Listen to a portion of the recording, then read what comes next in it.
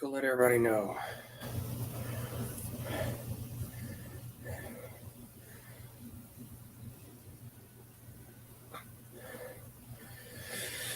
Whew.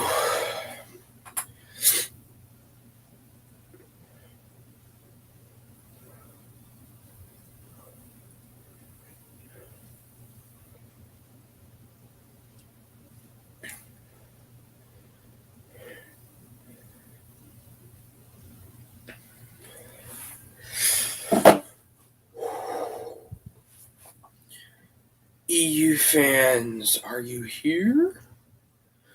Yes, they are. Magnino, or is it Magneto? I don't remember. Alex is here. Titus is here. Titus. Let's see if anyone else will join. Hey, there says there's a third person. Probably not going to be inviting people on this stream because, I don't know. I don't want it to be as long. I have school tomorrow, so I have to go to bed soon. But I'll go live. I'll stay live by an hour. I hath arrived. Better dialogue than Dave Filoni. I'm just kidding. We are all better than the almighty Filoni. The almighty Filoni is a horrible, horrible person. Just kidding. He's a horrible storyteller. I will stand by that. Horrible storyteller. Hope you guys would agree with me. I know I think that's a Tell Me True. Was my comment really? Yes. It was.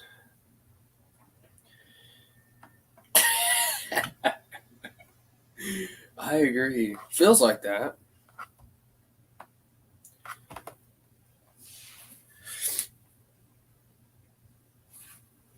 Now, this drink is very controversial. However, I'm having it anyway. Canada Dry Ginger Ale. I don't know. I can't drink alcohol, so this is the closest thing to it. How was my morning? It was good. It was good. I got to go to Mass. However, it was hard to actually get up and get dressed because my kind of hit me. Nothing wrong with ginger ale. I've heard mixed things about it. I've heard some people say it's terrible. I've heard some people say it's good. I don't know. I like it, so. Again, I can't drink, so that's the closest thing to it. I mean, I could if I wanted to. Legally, if my parents said I could, I could. But, hey, look. We have the greatest person in the world. He's on my stream now. How about that? I have Canada Dry Ginger Ale. Oh, that's cool. That's a thing. I didn't know that. Lemonade? I bet that's good, though. I think lemonade with anything is good. Maybe not anything, but ginger ale is great. Hey, at least we have some people that agree. Now, Wilkins' unexpected arrival. Hey, Matt, there's the next title for your next fan fiction. If you ever write more. I think that's the route we're going to have to go on, though, because I don't know if these can continue anytime soon. It won't, but I want it to be. We all do. Oh, wow, Matt's here. He is. Don't worry, Sheev. You're still the biggest YouTuber in chat. Don't worry about it. Oh, Matt, by the way, Sheev Talks made an excellent video about Dave Filoni. I think you'll find it very interesting.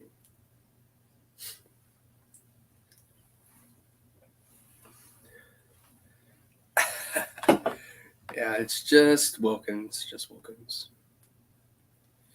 I think that'd be cool, though. Like if I want to write an Ewok story, because, Matt, I love Ewoks, too. You're not the only one. And name him Wilkins. That's such a fitting name for an Ewok. Kind of fanboying. You're fanboying. Imagine how I was when I actually got on stream. That was awesome. Chili's Thursday night, 6-ounce steak, medium well, broccoli, mashed potatoes, and of course margarita. All after Bible study. Hey, that's awesome. I thought you were a Southern Baptist though. What you doing drinking a margarita? Call that a good night. Hey, that sounds good. How, where I work though, at Applebee's, our 6-ounce steaks are small, like tiny. At least they look tiny to me. Last few Thursdays been unable. Oh, that sucks. Praying for him. I promise Alex and I will have a Freedom Nad story with Nagasato. Both excellent characters. Sato. She talks as a bigger channel, way more entertaining. Hey, I don't know. Y'all are about the same level, I'd say. He, not to say you don't, Matt, but he puts commitment to his videos. I mean, 2.5 hours, but 2 hours of just crapping on Filoni. I meant Kenobi, whatever. What's the difference? I haven't watched any of that yet. I was thinking, I don't know what to watch next. Should I watch? I don't watch popular stuff because I just don't stick with Star Wars. But I may watch The Boys. I heard that's pretty good. Senpai knows my name. I don't know who that is. Should I know who that is? Titus talked about an inconsistency in his last stream. With what? Force Unleashed? I think he mentioned that.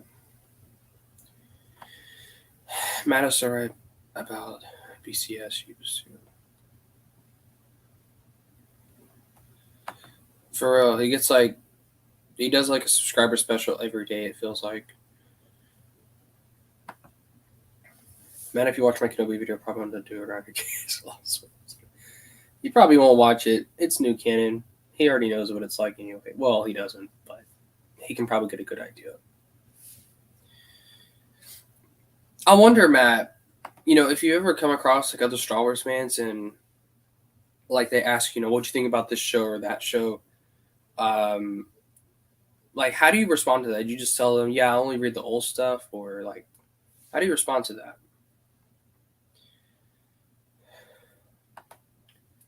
Reading as an origin story, there's more than 4 or 5. Oh, that's cool. He didn't get a whole lot of story when he was alive. In fact, he didn't. He just got a couple of nods, and not a couple of nods, but he only showed up in. Oh, I know the Tales of Jedi. I think it was just the You Look Cool drama stuff.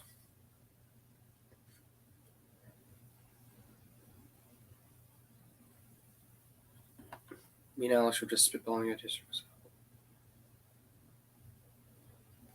Oh, okay.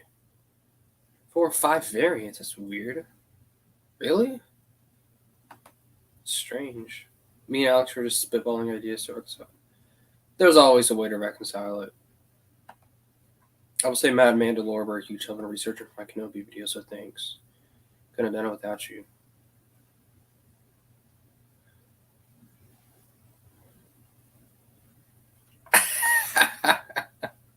Then it's sneak a copy of NJ. Hey, there you go. I don't watch that's not for me. Yeah. So basically what you say on your videos. Okay. I just tell people how I honestly feel. Like, for example, I have a friend in one of my classes. He has, hey, what'd you think about this? What'd you think about that? I'm like, I hate it all. So, if you're invited, come. Hey, I think awesome stream would be Matt, me, Sheev, and Chris Nelson. There you go.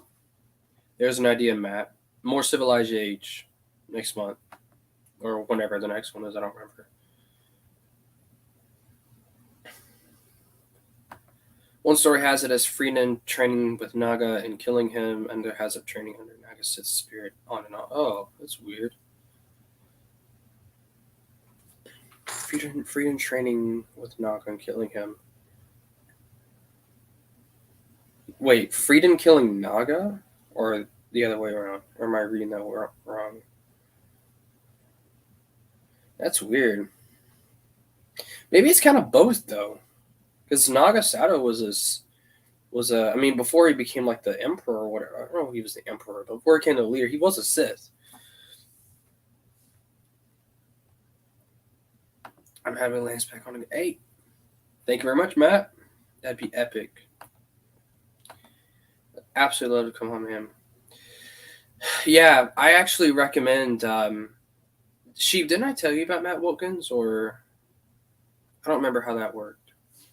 Because I think I remember you told me that you went and watched all his videos or something. I don't remember. Lance told me Matt very epic.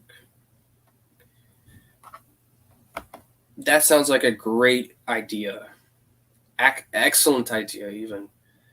Alex, sorry, man. The rookies are here. Sheev is not a rookie.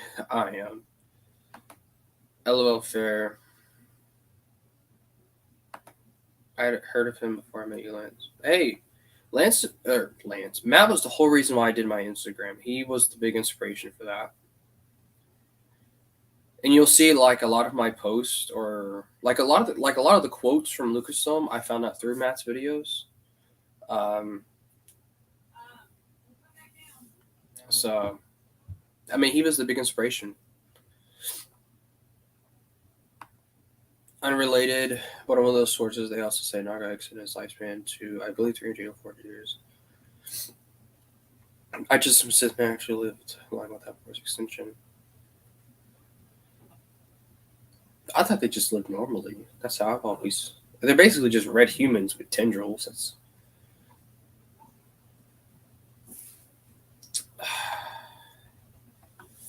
I don't mind fast food, but 30 days straight. I don't know. That's a hard question. I like a lot of fast food, but like 30 days straight.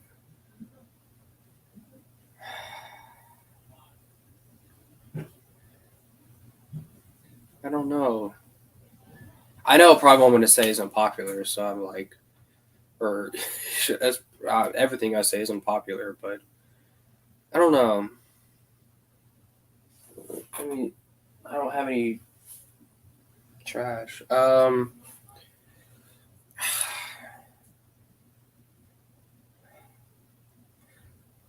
don't know. That's all. No answer. I don't know. I wouldn't eat at any of them for 30 days straight. If I had to, I guess. I guess Chick-fil-A. How about that? There you go. The chicken nuggets, I could eat those 30 days straight. There you go. There's your answer. I don't know what the hell the EU was all about, if not for Matt's experience. I knew about the EU, like my EU origin story. Like, Matt's not the reason why he's the reason I'm the kind of EU fan I am. Like, I knew about the EU. I knew about, some of the stories and whatever. But when I first started, like, I'll say that for the origin video, but Matt didn't introduce me to the EU. But he kind of molded me into the EU fan I am today. Which sounds really weird, but chronological order is best I know how. There you go. This is the most epic opener. I missed that opener. Hey Matt, when you get to NJO Vector Prime, say that intro again. I'm rereading the EU for the rereading the EU in chronological order as best I know how. There you go. Favorite ice cream flavor? Vanilla, easy. Or well, cookies and cream. I like cookies and cream a lot. But that and vanilla. Simple. I've been summoned from my sleep by people discussing Nagasado. Reading that. I'm best. Hey, there you go. Oh, shoot. Mint chip. I don't like mint. Like, I mean, I like. If I'm going to taste something mint flavored, it's going to be a mint or gum. If it's. I just can't do it in ice cream. I just can't. So I must sleep every night instead of being one of my newborn twins. I'm sure we will all understand your pain one day, Matt. Those that decide to have kids. I found Matt Wilkins after reading The Cess's Deception, which found to be a considerably terrible book. I looked at reviews for it to see what I thought about it. Matt's videos, I guess, came up. I think it was just like recommended to me, and I said this on his stream, but it was I found it randomly, but I watched one of his videos. I'm like, he's just a Disney hater and all this other stuff, you know. But once I got more into the EU, I actually gave his videos a shot, and I'm like, this guy knows his stuff. I think one of the things that really shocked me, though, was when he was right about Han Solo's death. I mean, he just used basic logic, you know. He doesn't like these movies, and he's only doing The Force Awakens for Indiana Jones, so he just basic logic there. Cestus is awful. I haven't read it. I haven't read it. I haven't read anything in the Clone Wars.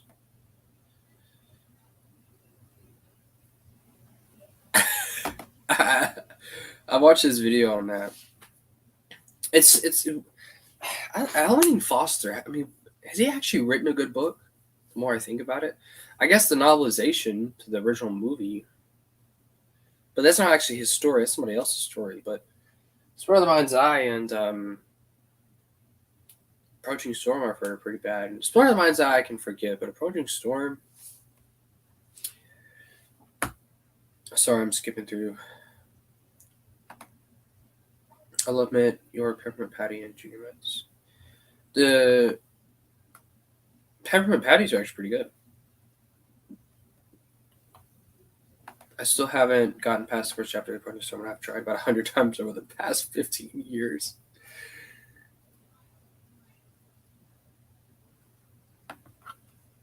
Alan Dean Foster, it just wasn't cut out for Star Wars. But yeah, he's good when it comes to defending the EU, though. Especially with, let me look. Especially with the 1994 read. Oh, crap. Oh, shoot, don't fall over. With the 1994 reprint, it has that George Lucas quote in it, which I love. That's why I love having this rendition. After Star Wars was released, came apparent to my story, however many films I could tell. You know the rest, but it's cool to have that in print, like in an actual novel. So I feel like I'm going to really like this book, though, despite its weirdness and its whatever.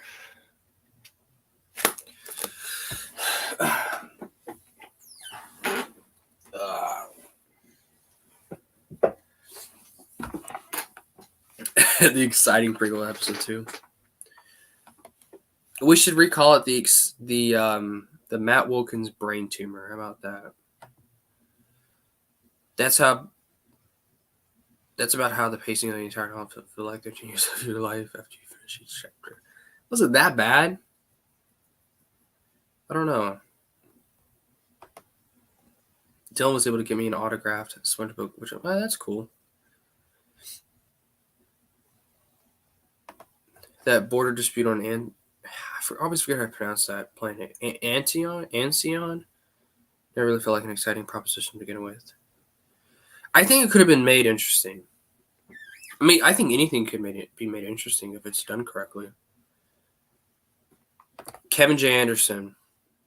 I don't know. Stackpole's really nice. I've talked with him a lot on Twitter. He's a really nice guy. I don't like all of his stuff, but he's still really nice.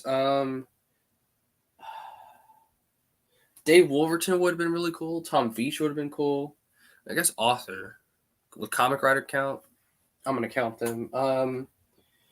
Nancy Richardson that's a good one. Vonda and McIntyre, that's another good one. I'd love to meet her. I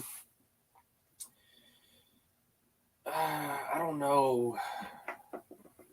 Drew Karpyshyn, of course. I'd love to meet him. Kenneth Flint. I'm just naming authors at this point. Matthew Stover, but he blocked me on Twitter, so that don't count. Timothy Zahn, of course, who wouldn't want to meet him. Troy Denning. That'd be another good one. He has me blocked on Twitter. Stover does because I disagree with him on politics. Yeah. Oh, John Ostrander. That's another good one. Mainly because John was really close with George. Well, not really close, but he was friends with George, so Stover blocked you on Twitter. I disagree with him on a political post he made. Yeah. It's funny though. I love saying that out of nowhere. Oh yeah, Matthew Stover. I love his books. I love his books, but I don't have any hard feelings towards man. I really don't. I think it's funny. But whatever. That's why I don't get political, because that happens. Yeah. Over politics. Plus, I really want to meet Ostrander because of the whole Dark Disciple thing, which really pissed me off when I saw those quotes for the first time. I mean, they're all documented. I may make a video about that. That's actually a good video idea.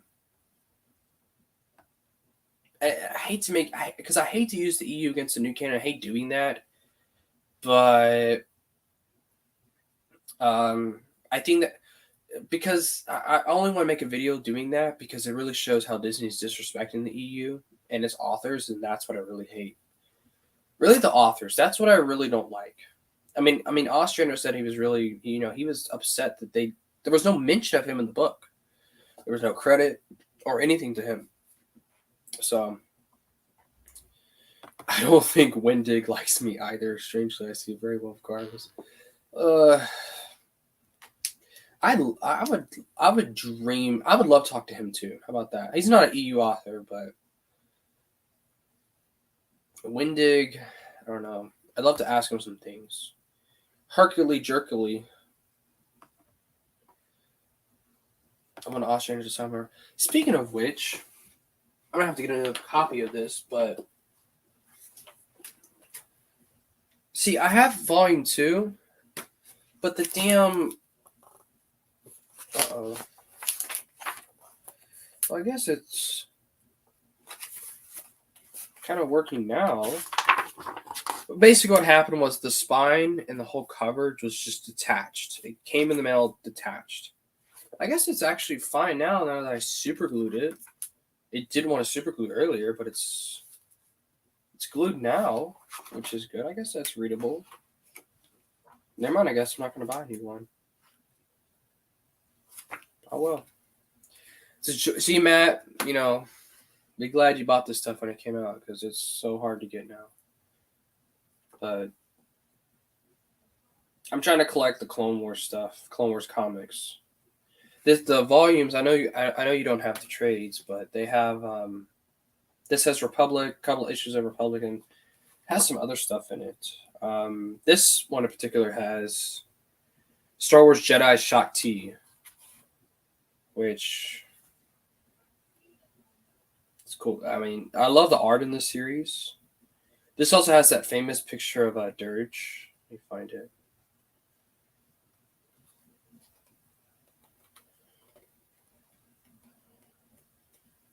Oh, gosh, I can't find it. Oh, well, there's a Dirge is in this, so if you're interested in that, Matt, or whoever else is listening. Shite. Also, I got this comic. I found a way to get this for cheap. It was only like $30. So, yeah, they are. If I can, they are now. But I like the original trades. I mean, I have Dark Empire in the Epic collection, but I like the trades. There's no Legends banner. It's from Dark Horse. I prefer the trades. Now there's gonna be sometimes when I do have to pony up and get the Epic collections, but I prefer the trades. I think they're nicer. Plus they're from Dark Horse. There's no Legends banner on them, so I don't mind the Legends banner. I mean, I do mind it, but I don't like my whole Legacy of the Force series. That's all Legends banner stuff. So I mean, I'll buy it if I have to. It's not like it's absolutely not, but I prefer Legends bannered lists stuff. So, but this is really expensive. This is like open season. This is really hard to find now. But I'm glad I'm glad I found me a copy because this was so good. I already read the series before I bought it, but this was really good. It's actually the first prequel stuff I ever read, so that's good. I'm getting all behind on this. Yeah, they are nice. I do like them. Like I said, I have the Dark Empire one, and I think Marvel are doing a way better job with their reprints, with the reprints of the comics, than what Del Rey is for the reprints of the novels. And I say that because I bought the whole Legacy of the Force series. It has a Legends banner, like in bulk, like just one lot on Amazon.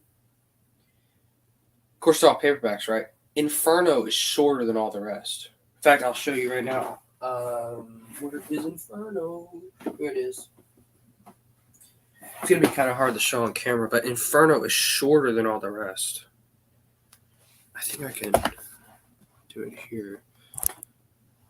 I don't know if you can see that. Here, let me take the comment off. But this really bugs me. And this is hard to show. But you can kind of see that. All right, this is better. See, it's shorter than this is Sacrifice. It's shorter, and it's stupid. I hate it. It really pisses me off is what it does. It's like, does Del Rey have that? They don't care that much anymore? I'm starting to hate Del Rey as a company. Whatever. They get more money with Disney, so why do they care? Why should they care? You and Chris with your books. See, I don't mind it with Heart of the Jedi because it wasn't made by Del Rey. It wasn't printed by Del Rey. It's just the lack of care Del Rey has. Like it's not that I don't mind like shorter books or whatever. Like, I mean, sure, I got freaking hardbacks in there. I mean, I have Jedi, your favorite book in the world, Darksaber. I have different sized books all over this place. It's just the quality that ticks me off. If you're Tales of the Jedi Conspiracy fan, I really liked it. I think they just released an Epic collection for that. Judge a book by its size. Size matters not. Hey, he's here. Of course, I'll show up at a school night when I have to leave soon.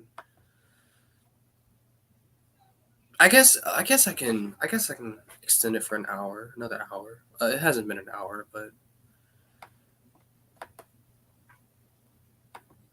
you know what? Who cares? How do you do this? So, this will make it a party. Anyone who wants to join may join. I don't care. Also, I am sick, for those of you who don't know. Well, I feel I was very sick a couple days ago, but a lot better now, but I still, nasal stuff. So, it's a real party now. We got Chris Nelson in the house. See? Now it's a party.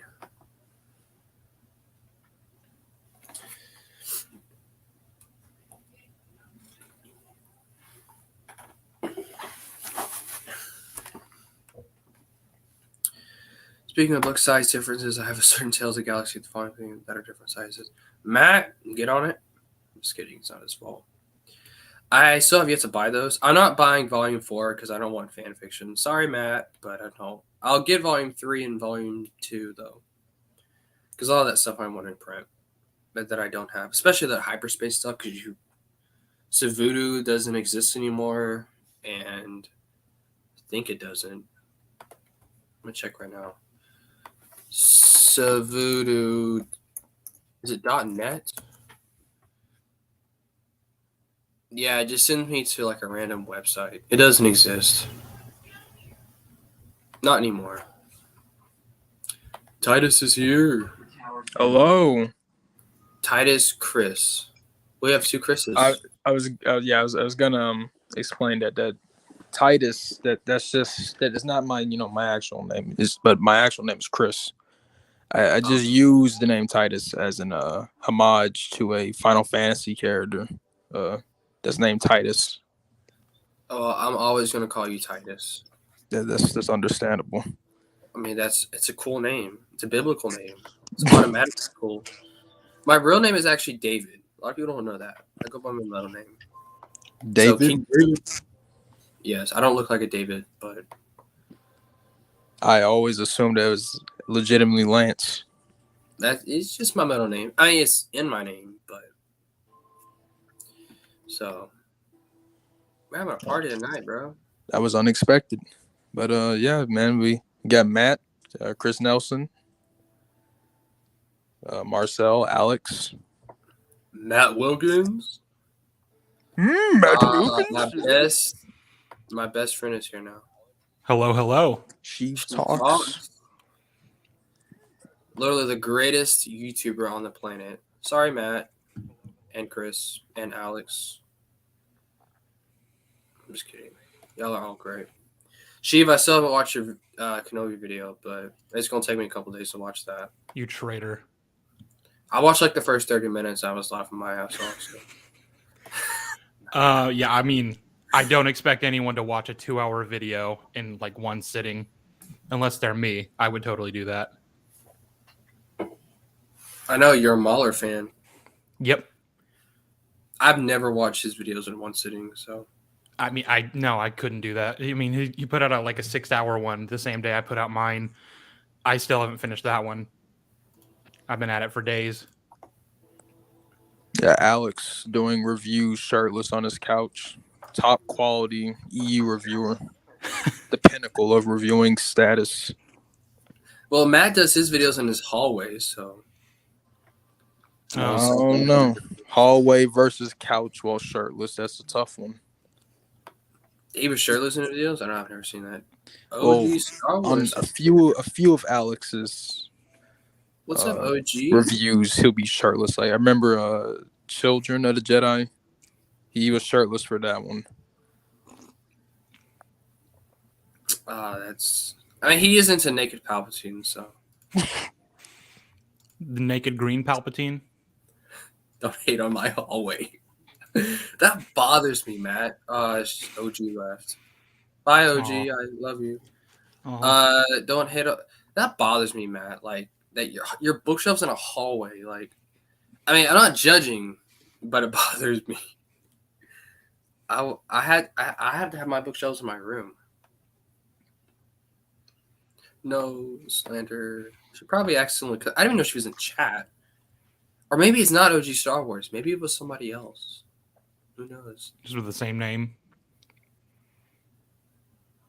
They just kind of came and went. I don't. Bro, Alex, be quiet. I didn't even know she had me. I didn't even know that. So. Hey yo. Alex knows though. Apparently. Sus. Suspicious activity. When you have 4 kids, yeah, I guess that's true.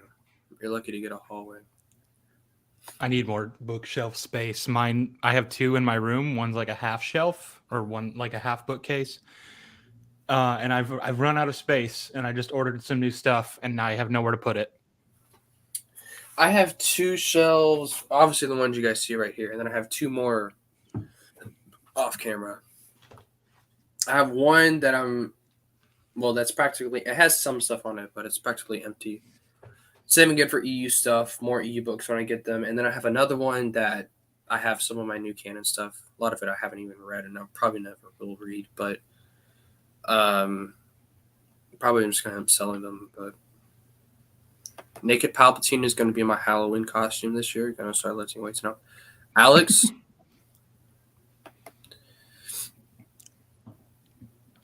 Matt keeps teasing her about it. It's because he likes it. Calling Matt out. And she made a community post. So yes, I saw it. I don't know. Sorry, OG, but I'm not subscribed to her, so. Sorry, OG. It didn't go out of my way too, though. Sure you didn't. I believe you. Totally believe you. Turn those cameras on. What are y'all doing? Come on, Sheev. I want to see your face, bro. I don't know if I'm going on the camera. I don't know about that one now. I don't don't know about that one. I went on camera once. I like No. it. She gorgeous. See, I turned it off Amazing because background. Not sure. yeah, I turned it off because there's a big fucking glaring light behind me. Okay. That's why I don't film at my. That's why I don't do this on my desk because I have that. I have my light. What is going on? Never mind. Also, I'm eating. Ugh. She could be my mom. Yeah, that is weird, Alex. I know. So why do you do it? I was like, oh no, when she shared it. Alex is welcome at my place anytime, but we live on different coasts practically. Yeah, he lives in the good old America. Yay. You live in Canada.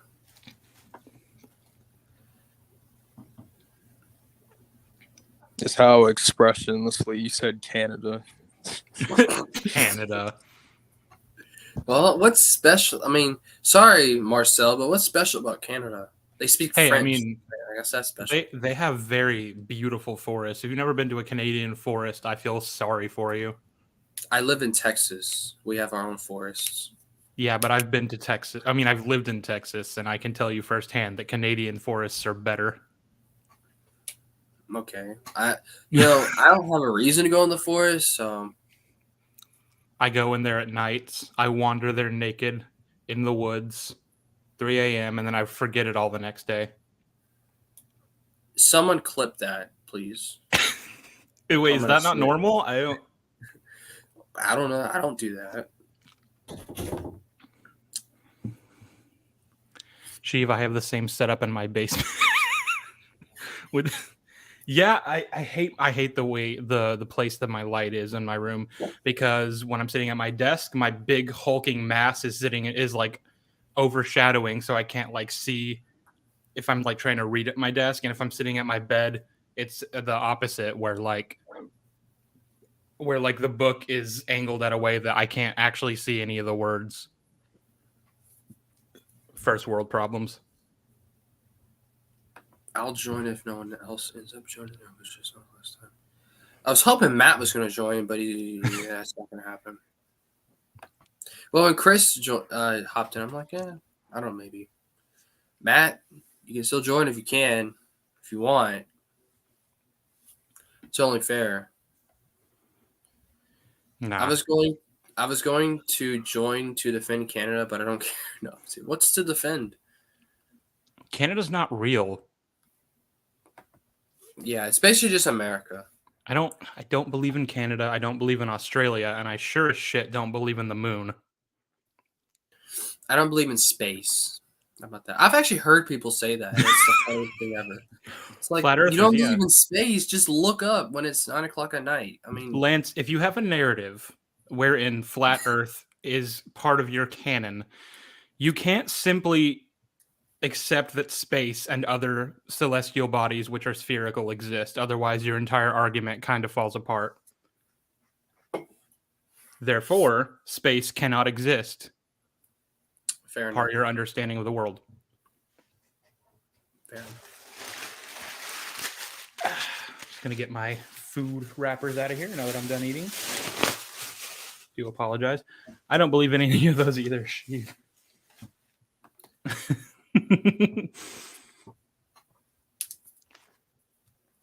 So, how about that new She-Hulk show? Is anyone watching that? That was a good joke. When I didn't watch it, but when I found out that Feige, all he cared about was just to reveal Steve Rogers, he was a virgin or not. I'm like, I don't care. Like, That was such an unfunny joke that they just kept going for the entire first episode, and I'm just like, I don't care. Why is this a thing? I mean, she also was like, yeah, he went into the ice in 45, came out in 2011, and then the entire time after that he was busy, and it's like, well, but there was like a 5-year gap, wasn't it, between Infinity War and Endgame? So what if he had sex at that point in time where seemingly nothing was really happening? Why is this a thing we're discussing? Yeah, like, who cares? I don't care if he was a virgin. Now, it's like he went back in time and spent the rest of his life with Peggy. Do they just sit around the couch and do nothing all day? Well, yeah. So, I don't know. Like, obviously, they probably had some. Are you suggesting that they made premarital eye contact, Lance? You know, that is true. Yes, they did. Damn, that's Matt Wilkins is going. I'd rather listen to him speak. Yeah, I'd rather listen to Matt speak, but I don't think he's joining. well. He said he's feeding a child. Jump on. Cool, because even though it is technically the job of Sheev Talks to talk, I was not expecting to be on a live stream just now, so I don't really have much to say. You just uploaded a 2-hour video, so yeah. So I did a lot of talking there. I posted before the video came out. I was having problems with like copyright. Essentially, nobody in Russia or I think it was Belarus, if that's how you pronounce it, Belarus. It's some country I've never really. Belarus? I don't know. I don't know much about Belarus. Nobody there or in Russia are able to view my video because of certain copyright things. And I posted about that on my community tab. And I was like, I'm going to give this like a day before I upload the video just in case they decide to appeal it, which they didn't. But somebody commented, this is a good thing. Honestly, hearing your voice for 2 hours sounds just exhausting. And I was like, yep, cool. Thanks. I can't wait to read your comments, though. Once your video is out for a few weeks. Yeah. I mean, I think the most common comment will be, why would you make this, long of a video just to hate on a show or something like that? Surprisingly, I have not gotten a single video in that league. Most of the videos have been in agreement, which I mostly expected because, I mean, nobody who likes the show is going to click on a video that's 2 hours long deconstructing it because that would fit. Again, we're going back to like, if this doesn't fit with your worldview, then you don't want anything that challenges that. So space doesn't exist, and neither does the 2-hour Kenobi video.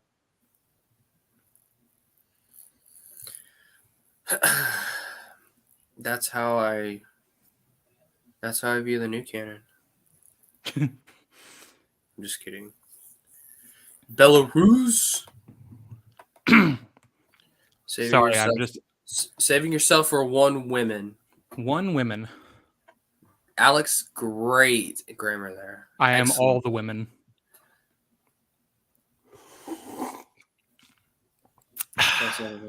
Hey, you can join again.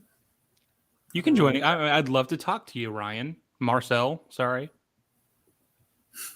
I see the name Ryan, and I just assume that's your name. Sorry. Imagine if Ryan Kennel joins the stream. Bro. An absolute legend.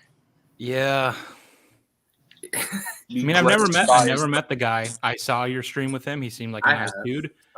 I don't know.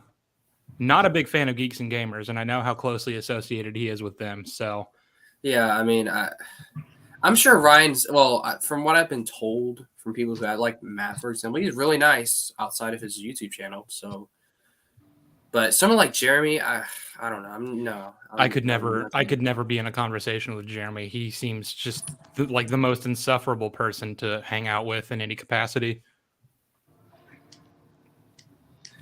Yeah, just I don't know. I thought I am all the Jedi. He got my reference. Nobody else got my. I mean, to be fair, I'm proud of you for not immediately recognizing my Rise of Skywalker reference, but Marcel got it, so that says all you need to know about him. You made a Rise of Skywalker reference? I made a Rise of Skywalker reference right here before God himself. Can you repeat what you said? Because I obviously don't understand it. Oh, I said I am all the women, which is close to I am all the Sith or I am all the Jedi, whichever one you want to say. I don't know. It wasn't funny, but then again, neither was the Rise of Skywalker. Matt's probably like, "What are y'all talking about? We're repeating actual lines from that movie, Matt." Somehow Palpatine returned. Palpatine says, "I am all the Sith," and then Rey responds, "I am all the Jedi," and then Rey kills him.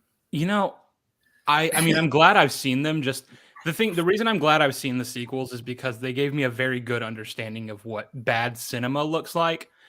But I honestly wish I had the knowledge that Matt has about those movies, where like, he's probably been told so many things about them, and he's like, oh, that's stupid. But you could say, I am all the Sith, and if you're Matt Wilkins, you just be like, well, I have no idea what the fuck you're talking about. Oh, hey. Hello, Marcel. So with these 5 points, I will prove that Canada is the greatest country in the world. I don't care. I'm totally kidding. I don't give a shit either. Nobody pays me to defend Canada. Mooses and maple syrup and hockey. I don't think I've ever seen a moose in my entire life. Really, I have. I'm more of a basketball guy. I've never seen a moose in Canada. Ironically, I have seen mooses. I've seen a moose in Oklahoma, actually. Titus. Oh, Titus is gone. Meese, yeah.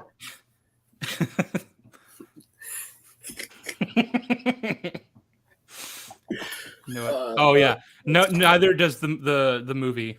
Yeah, it's probably for the best. Neither does J.J. Abrams. He doesn't know what that means either.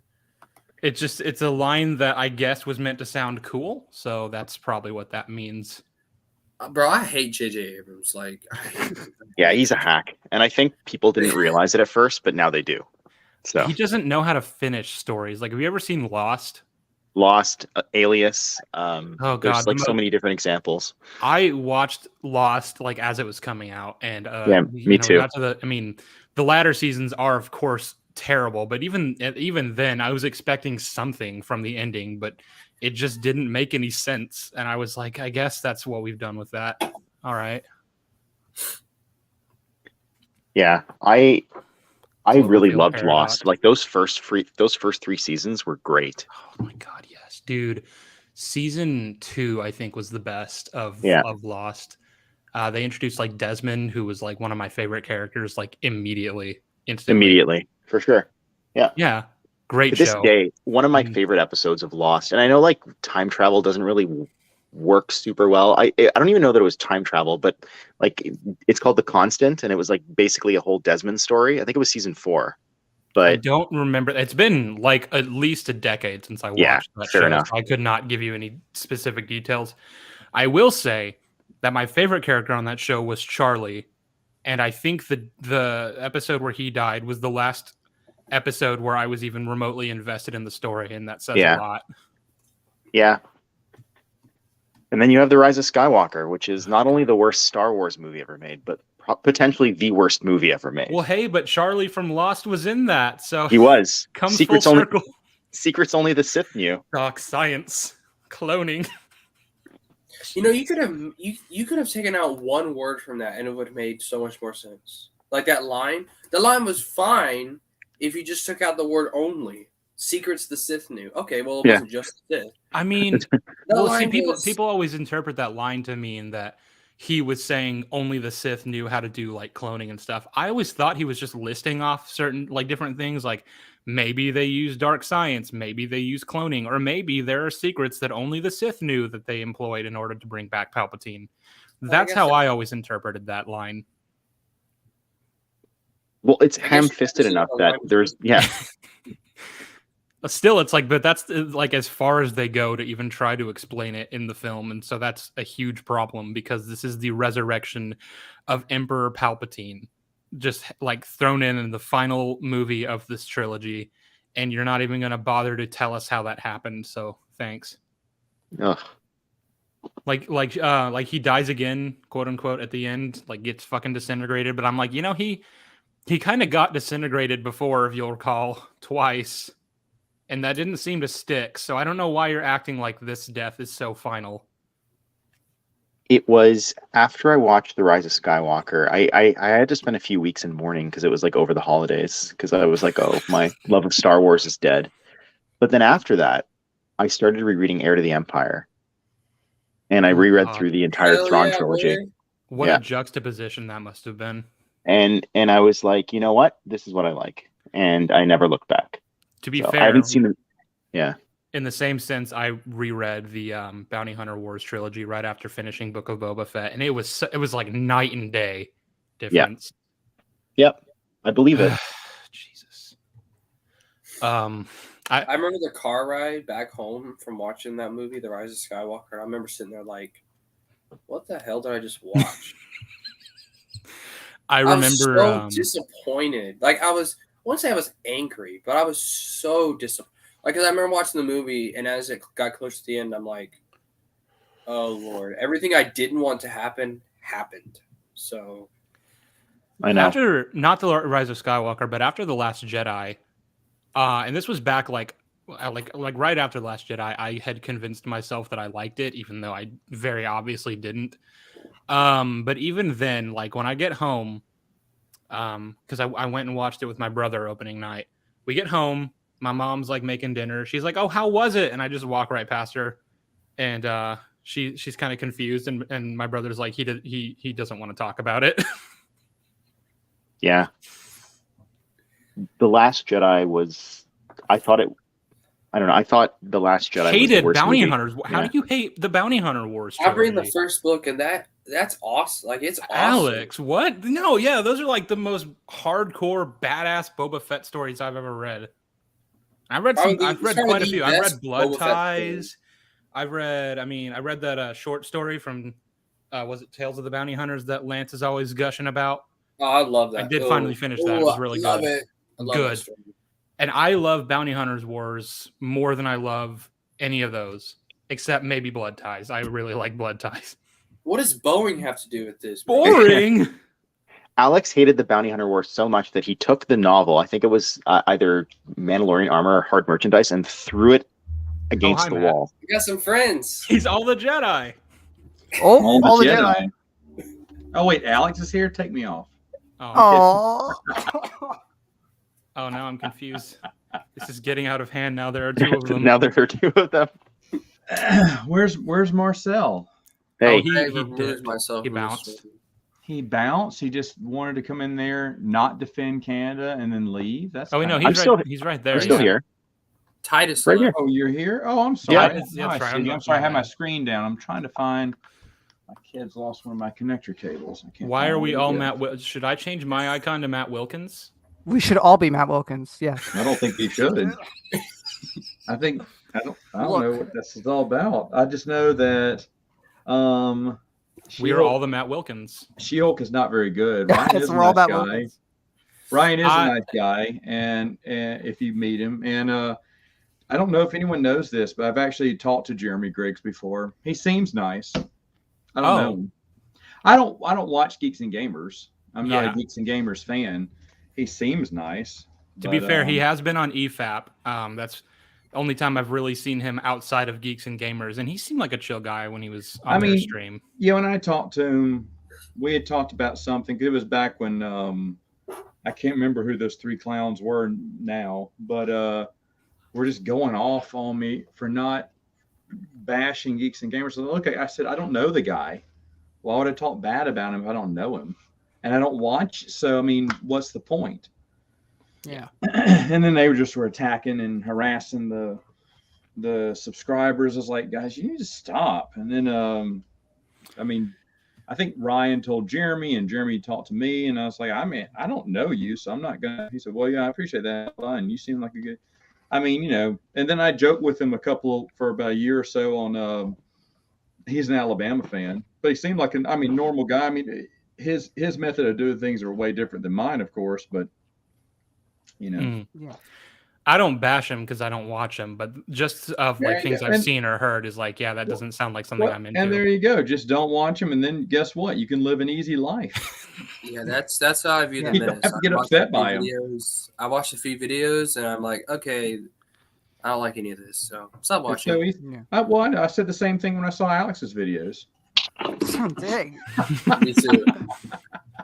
Dang, you would know it both, making me feel I'm like kidding, garbage. Alex. I'm kidding. I should start watching Alex's videos. You don't I don't see think you're it. kidding, Matt. Just leave dirty comments. That's all you need to do. Yeah, just spam his comment section with middle finger emojis. That's how. Look, and I think I've never actually talked to Sheev or Marcel before, so this is a privilege. Thank Oh, you. yeah, this is a first. Yeah. Yeah, Marcel's Very, awesome. very nice to meet you officially. It's nice to be met. Don't walk toward the light behind you, by the way. It's pretty big. It's called angling your camera down or elevating your laptop. Yeah, it's connected to my computer's webcam right now, and I don't like picking using on that you. camera. I'm picking on you. I feel extra Also- salty today. Yeah. To your earlier comment about about Bounty Hunter Wars, my video has not come out yet because I'm far ahead of my videos. But I've never done this with any book I've disliked in the EU. I got to book 3 of Bounty Hunter Wars, and by the end of the review, I chucked my book against the wall. That's how much I did not enjoy the Bounty Wow. Hunter Wars trilogy. I don't remember disliking it that much, but I meant what I said. There's a ton of Clone Wars books, like the Cesta Deception, that I don't know what the point was. And then you had what were we talking about earlier? Alan Dean Foster's book. Oh, Yeah, Approaching that's- Storm. Oh, it's Yeah. horrible. It's Yeah. horrible. Yeah, it's just Jedi boring. Trial, terrible. And Jedi then you have things like Rise of Lord Vader, or is that what it's called? Rise of Darth Vader. Rise. Of, Yeah, whatever yeah. it's titled, by James Luceno. That's Yeah. excellent. Great book. That's- Yeah. That's almost like, is this a movie? Because it feels like we're about to enter a movie, but this feels Right. amazing. And then you have Yoda Dark Rendezvous, which I reread. This is Love that book. his favorite, Chris's favorite, and I was like, really? Because I remember thinking it was okay, but not great. And no, it's perfect. It's amazing. Right. It's a shame that author did not get a second chance to write in the EU, because Ooh. Yoda Dark Rendezvous is really good. And then MedStar, I really enjoyed. MedStar. Oh, was look really at good. him! Oh, hey, Look at Marcel. that. Look at him, the beard. Mm. Looking What's up, good. Marcel? Thank you. What's the hat? Is that an Imperial hat? Okay, good. Let's get Matt, some- it's an honor to be on a Making stream sure with it you. wasn't a Disney logo. No, yeah, well, yeah, you it's know what? Well, then we'll have to have you on the channel then.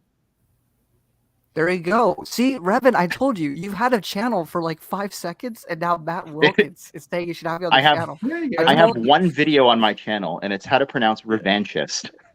Revanchist? Yeah, I Revenge. tweeted didn't John know. Jackson Miller yesterday, and I was like, "How do you pronounce this word?" And he set me straight, because I've been telling people how to pronounce it, and I was wrong. I was completely wrong. I thought it was So, Revanchist. Yeah, I said Revan kissed. Oh, See, Well, that sounds yeah. weird. That sounds L- Revan Lance, kissed. I was saying the exact same. Revenkiss Watch my too. video. I was saying the exact same thing that Wait, you were which saying. video? What's your channel? Whatever my username is. So Wait. Oh, the. I had to put the in front of it, huh? yeah, I also Okay, have a 'cause there's link one in here, and it looks the like it's live just stream. He's on with me. Music videos. Mm. I still can't find it. Can you Revanchist put a link in the Bastila. private chat? Oh wait, never mind. Is this it with 5 videos on it? Yeah, this is it. maybe not. I only have one. Oh, Yeah. okay. Just- These are just- shorts. No, definitely not me. Well, Just then, put a link to it in like the chat or something. yeah. Sure, if I can. I I'm will using my subscribe phone to you. actually, so if I click out of this, it's gonna just like take me off of this stream. Cool. Oh, So- well, then you'll act Well, like me, being all Matt, old if and you go- tech savvy. If you go on mine, you'll see a live stream with me and Revan, and I left a link after he made the channel. Oh, I gotta looks watch like one Lance of just your did it. videos. You don't have to watch it. You could just go to the description. But it looks like Lance did it for me. Thank Did it you. first. It's okay. I feel Oh it my gosh, I sometimes. misspelled your name wrong. I don't know what this is. And subscribed. Oh, hold on. How If do I you find- pronounce Revanchist? How did you find it? Okay, it's Revan kissed. I don't care who's. I mean, I don't Revanchist too. I Revanchist? think Revan- John Jackson Miller was kind of pulling your leg. Alex? well, John Jackson Miller wrote Knight Errant, so Yeah, and I don't forgive him for that. But uh, at the same time, I mean, so his whole thing was, it doesn't like the short word of the short version of the word doesn't have to sound the exact same as like the long version of the word. Because I was like, why would it be Revan when we call him Darth Revan? And I don't know, he didn't really provide me with a good reason. He just like posted some YouTube link to some pronunciation guide. But I always thought it was Revanchist or Revanchist or Revanchist, and Isn't it- apparently it's not. So Revanchist is a real word, right? Yeah. I talk about it in the in my 4.5-minute video. Well, I Don't will forget to watch smash that I like will button. watch that I'm afterward. subscriber number 9. I got in under the top 10. Woo. I I'm feeling. I already have Me 9 too. subscribers. I just made this video yesterday, so thank you. Yeah. That's just how on a roll you are now. Yeah. Took me like months to get to 15 subscribers. And now you're at like, I don't know how many, like thousands. Yeah, So. a lot. It took me like 7 years to reach 270. So I mean, we all have our different strides. Well, I mean, your grandmother's having trouble making fake accounts. Running out of emails. I got lucky with a video I did on like Savitar, I think like 4 years ago at this point. He's a Flash character. Did one video on the guy, got like 50,000 views, and that like got me like a couple hundred subscribers. That was my first real boost. That was your breakout. Not even That's close, nice. but it got me something. Well, he's the most professional YouTuber out of all of us here. So Yeah. Then we're all screwed. Sheev, I have to ask you, how long, like how many man hours did it take you to make that Kenobi video? Oh, Jesus. Okay, well, technically I was taking notes as the show was coming on. So if you count that, then whenever the show started, which was back in like May. But when I started like actually writing it back in like June, probably around the 25th. Right. Took some breaks to like make a Flash video and then that Better Call Saul video. But otherwise, all of that was like all those months was just me working on it. So I could not possibly calculate it, but it took me at least like a month and a half. Well, it was really good. So I think the time was worth it. Maybe 2 months. You know, Well, thank Matt, when you read I Jedi again, just remind you have to read that again. I know I have to read it. I'm loathing that moment. When you read it again, you gotta take notes like Sheev and do a video like that. 2.5 hours of just drawing that book. I will bash it, but I'm gonna be kinder because I know Brian is a big fan of it, and I had so much faith smashing how awful the book was in my first review without actually going into detail. That now that I'm going to be going into detail, I'm afraid that'll be a very long video. I was surprised that Matt had changed his opinion slightly on Scoundrels. You were quite kinder to it than you were the first time. It's not the worst anymore. I don't own a copy of My Jedi, or I would show mine. But seeing how AC Crispin ended it, then I can see where Lando was a little too hasty in hating Han. And I was like, you know what? Now that I'm looking back over this, I'll accept it. I'll accept Timothy Zahn's ending. At the same time, I think that Lando took it too easily as well in his book. And I felt like, why would Han be scared of him or seeing him again in episode 5 when he's seen much more chill in the whole book of Scoundrels? He's seen less mad than he did in AC Crispin's. Alex, you're really cutting out. I don't know if it's happening for anyone else. I'm barely understanding. It's all those one women. You need to watch that. You have video performance. Can I be heard? You know that there's only one story in the EU that I hate so much that I would make a Kenobi style video on it, and that is Dark Empire. Lance knows this. I hate those comics so much. What? It ain't that bad. I hate them. Bad. It's not bad. I absolutely despise them in every single way. The art style is like an eyesore. The story is nonsensical. Hey, wait. Come out. Hold on. I know what Matt's going to say. No. I'm just saying, I will defend Cam Kennedy, and like he's the most unique artist out there. His art style is not bad, but I will admit the color scheme is it makes you car sick, and you're sitting in your house. That's mostly what I mean is the color. I think the color scheme is worse. I don't think the artwork is that bad. It's the color scheme. That color scheme is really bad. Mm-hmm. I think it's colored wrong. I think if this was done in black and white, it wouldn't be bad. That's a good point, Matt, because the Epic Collection has some uncolored pictures. Oh, can you blow up your screen and show everyone? How do you do that? How do you do that? You click on the little You click on you where on the top left, and there's a look at me explaining technology. Yeah, there you go. Yeah, for to it. a young kid. How about that? Now, see, that looks good. Yeah. Yeah. Is I there mean, other stuff well- besides? Is there like a page or something that Oh, here we go. shows black and white? Well, that's not as good a picture.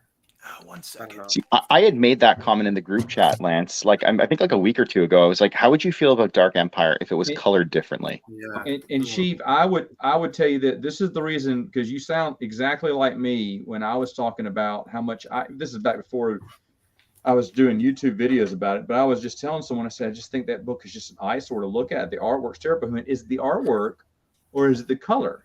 And I went, what do you, I said, it's both. He went, I want you to look at this. And we brought him out. He said, look at this. And he's an artist. And he was talking to me. It wasn't Camp Kennedy. And I was like, okay, all right. No, I see that. You're right. I said, it's the color scheme. The color scheme is bad. Yeah. And there's Ravenchest. That's how you pronounce it. Ravenchest. I mean, yeah, no. I'm going to pronounce it Ravenchest. There it is. Ravenchest. That's how I pronounce it. John That's Jackson Miller. the preferred Wilkins pronunciation. That's the It's now canon to the EU. That's So the Put that man in who Urban never listened to an Dictionary. audiobook version. yeah. I love when I'm saying the names, and I know someone's going to correct me in the comments. I'm like, I never listened to the audiobooks. So. Alex. Yeah. Oh my god. So I mean, the color in it is terrible. Did you not like the story though? I did not like the story, and I just it doesn't matter if it's in the sequels or in Dark Empire. I just fundamentally do not like Palpatine returning after Return of the Jedi in any way. Okay, even though he's obsessed with eternal life. And Yes. that's the only, albeit broken way, he can do it. Okay. Well, here's the thing. Okay, Yes, go he's ahead. obsessed with it, but the way it comes off in Revenge of the Sith, it seems more like he wants to do that, but he never actually he doesn't know how to, and he never actually learned the way to. And he never He does. doesn't which actually is know- why yeah, you have to go with clones. That's why. That's the clones he's technically burning through eternal really life. fast. I mean, if you continue to just come back in an infinite amount of clones, then that's essentially never Well, done. Except that they keep burning really fast. He needs to find a body that's not going to burn out within a couple days. And then, of True. course, That's the when whole- he makes the mistake to cast his body into Anakin Solo, and have you read Empire's End? I don't care about spoiling this for you. But I mean, no, please spoil away, but I have no, well, not they read that. give him an ending. He dies. And I'm Forever. fine say with that. They say that just because, and I'll be honest, Sheev, there's a lot of people who felt the same way when Dark Empire was coming out. They're like, so what? He's going to be a recurring villain from here on out? Ugh. Because Right. it sure looked that way. Because Dark Empire 2 comes out and everyone's like going, oh no, this is happening again. It's the Emperor again. And so Empire's End put us into that. And the only time they teased, who knows the only time they teased that he was still alive? Yeah. Was And there- I will also add, Chief. Do I No, I'd sound like okay? to. Yeah, you sound fine. Okay, so I will also add that if you get deep into the EU, the Dark Empire is actually super important for Luke because it defines some issues moving forward as a Jedi Master. Because the New Jedi Order, he's very reluctant to be super aggressive against the Maul, and one is because of the Dark Empire comic and how close he actually came to the dark side, and he doesn't want to become that himself or to allow his students to also become little Vaders. So it's a great excuse for someone so powerful at that point to still have a setback. You know, the little crankshaft you use to boost up your Wi-Fi signal? Yeah, You might want to go outside the back. yeah, and I kidding didn't now. get a lot of that. It was kind of Sorry. spotty there, but I know where you're going with that because that's true. Yeah. That's what Del Rey was thinking because they had a Luke problem in the Bantam books. He was way too powerful. So what do? We put him on a planet where the Force can electrocute people if he uses the Force there, or he uses it so much he's just kind of beat up and he's barely hanging on. And I then like what Del they Rey did in, said back and went, well, what was a harrowing experience for him was almost turning to the dark side in Dark Empire. So now Luke is too timid in a way to do anything because he's afraid that if he does exert his power that he has, his massive power in the Force, then that could lead to a fall to the dark side. And he's so scared of the dark side that he kind of shifts in the other direction which led to the eventual disaster and slaughter of trillions of species during New Jedi Order. And because he was which I too might afraid to add, act against the Vaughn. Kip Duran pointed out to him in a debate. I've only gotten to what was the last book I read? It was the book right after Star by Star, Dark Journey, I think. That's as far as I've gotten in New Jedi Order. I don't care about spoilers, but yeah, I do think that Luke has been way too I don't want to say cowardly, but for lack of a better word, like unwilling Timid. to Yes. timid. Yeah. He's unwilling to go to the necessary measures that are necessary, I believe. Yeah, and I mean that's what they had to do, because after a while, and they still have to have that problem. I thought the way they resolved it in Legacy of the Force was the ballsiest move in the history of the expanded universe, but it made sense. They had to kill off a major character that fans were just gonna, riot in the streets over. But they said, you know what though, if we do that, that makes sense. And so and then of course Fate of the Jedi, they put Luke on a kind of a what was it? He kind of goes on a spiritual quest with his son, which is kind of how they got him out of the storyline for that one. But it was Del Rey had a hard job not to repeat the same things. They couldn't make Luke the timid guy again, and they don't. But then they knew, well, we have to give him another, because in reality, here's how our story goes from for Luke Skywalker once he's reached his maximum capacity. Evil rises up in the galaxy. Luke comes over, squashes them in 0.2 seconds, and we say the end. I mean, he's just so powerful now. Why wouldn't Luke do some of this stuff? So you have to come up with reasons, and you got to get creative. And I think Sue Rustoni and everyone at Del Rey was incredibly insightful and thoughtful when they put together a story. And they thought about, I mean, I talked to Troy Denning once at a Comic-Con. They had to sit and plot things out. They had to think about this, what to do with these characters and whatnot. I always called it the Luke problem that Bantam had, and Bantam just didn't know how to deal with it. And it was obvious. That's why we saw weird stuff happen to Luke, and, it just kind of got sillier and sillier. I think Planet of Twilight was super silly, even though Barbara Hamley's first excuse was okay. But I thought it was really funny what they did in Children of the Jedi. He was just like injured the entire time. like broken ankle, ribs. Yeah, and Crystal Star. I was fine with that. Well, he kept using the Force so much that it kind of burned out for a while, because he was trying to keep his ribs together, walk on his ankle using the Force, and he had to levitate.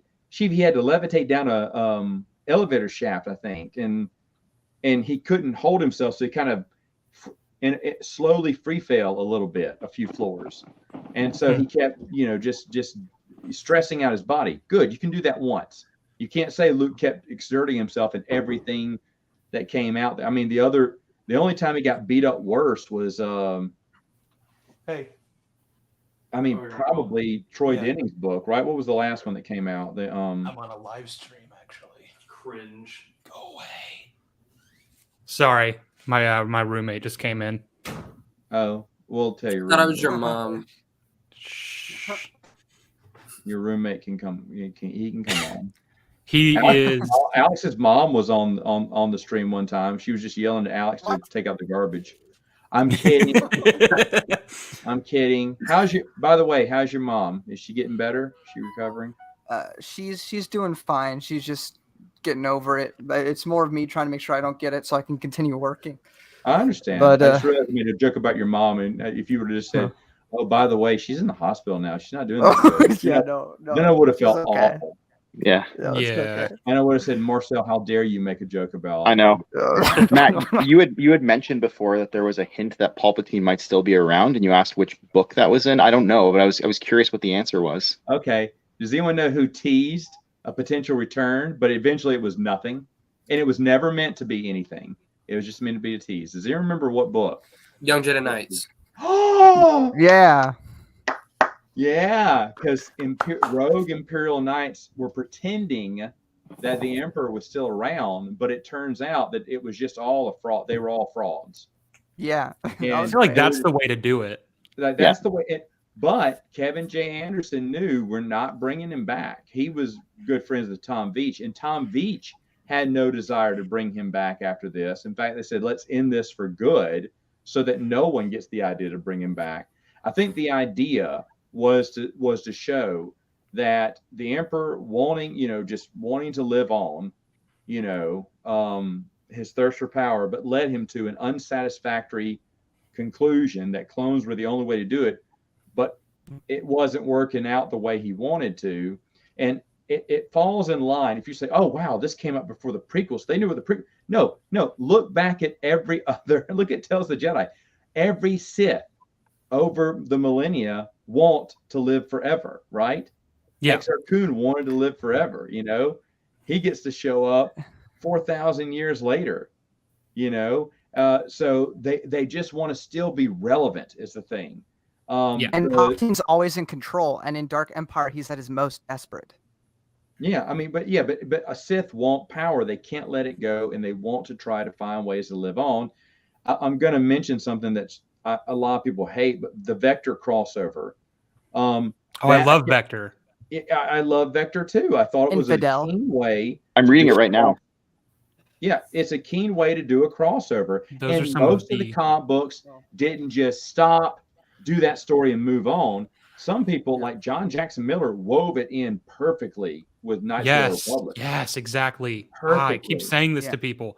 And those are some Vector's, of the coolest comics. Yeah, when they announced it, I was skeptical, like I always was. And Vector was something I was proven wrong on, because I was like, okay, you can do a crossover with a bunch of books and a bunch of different timelines. And it wasn't time travel. She was just getting frozen, or, the Sith amulet was keeping her around. But what's going on? The theme, if you're reading these all together, and you're reading these all together right now, the theme is, I can't remember the Sith's name right now, but he wants to be connected to another Sith. Karness Murray, yeah. One of my favorite Sith lords because of those he wants to be comics. Connected to another Sith that he can control and eventually, get back into power.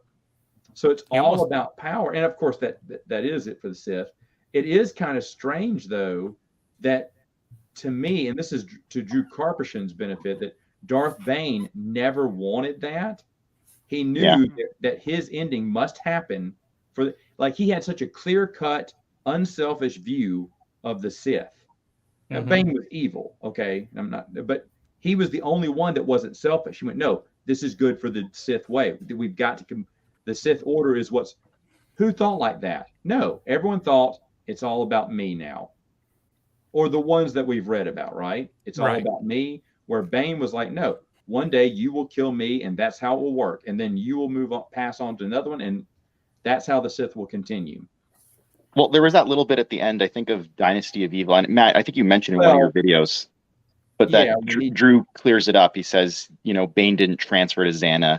Xana kills him. Yeah, that was a hint to see, did he, because he's putting his best forward, did he take over Xana, which was a great ending. In fact, I'd have been fine if Drew wouldn't have revealed that. Yeah. When I finished reading Dynasty of Evil, I thought the same thing, and I looked it up, and apparently I had then seen that was a theory that a lot of people went away with, and that Karpyshyn said that all that really happened was he left an imprint on her. Right. Well, I was one too that thought that Bane had done it. He had transferred, and he had outsmarted Xana, and he was still around.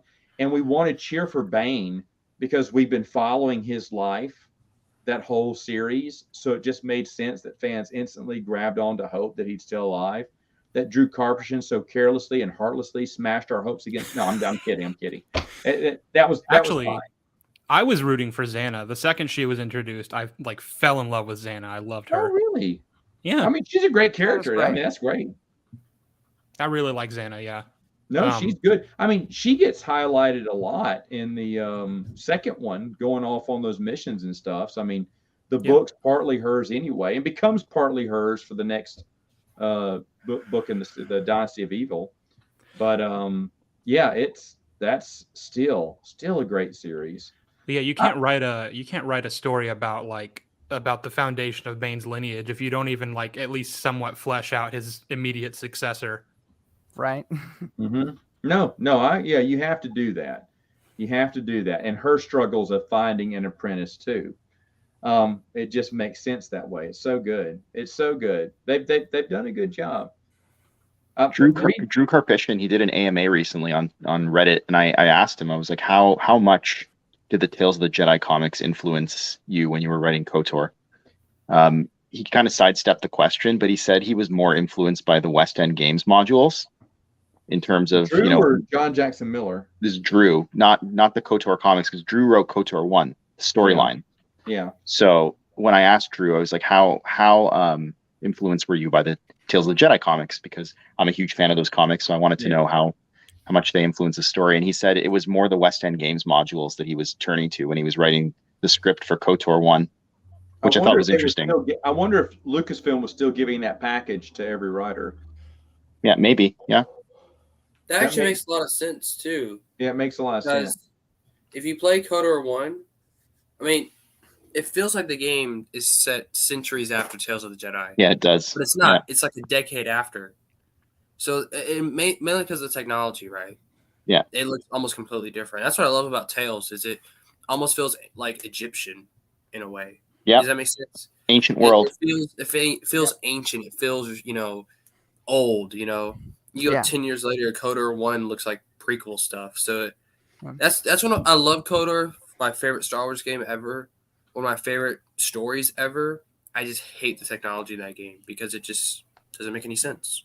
So yeah, he said something along the lines of, I had obviously read them before I started writing KOTOR 1, and he said that the design team were aware of them. That was all he said. So I was like, what does aware of them mean? But anyways, they were aware of them. Yeah. They just didn't care. Yeah. Well, the real reason is that they want to, look more like the prequels, because that's what an average fan would be more recognizable with. And I've said before, you have the Sith War that devastates the galaxy. You have all these corporations like Zerka snapping up contracts. They're going to start rebuilding things to look more modern. So you could kind of headcanon why it looks different. Sure. Yeah. I mean, look at our world.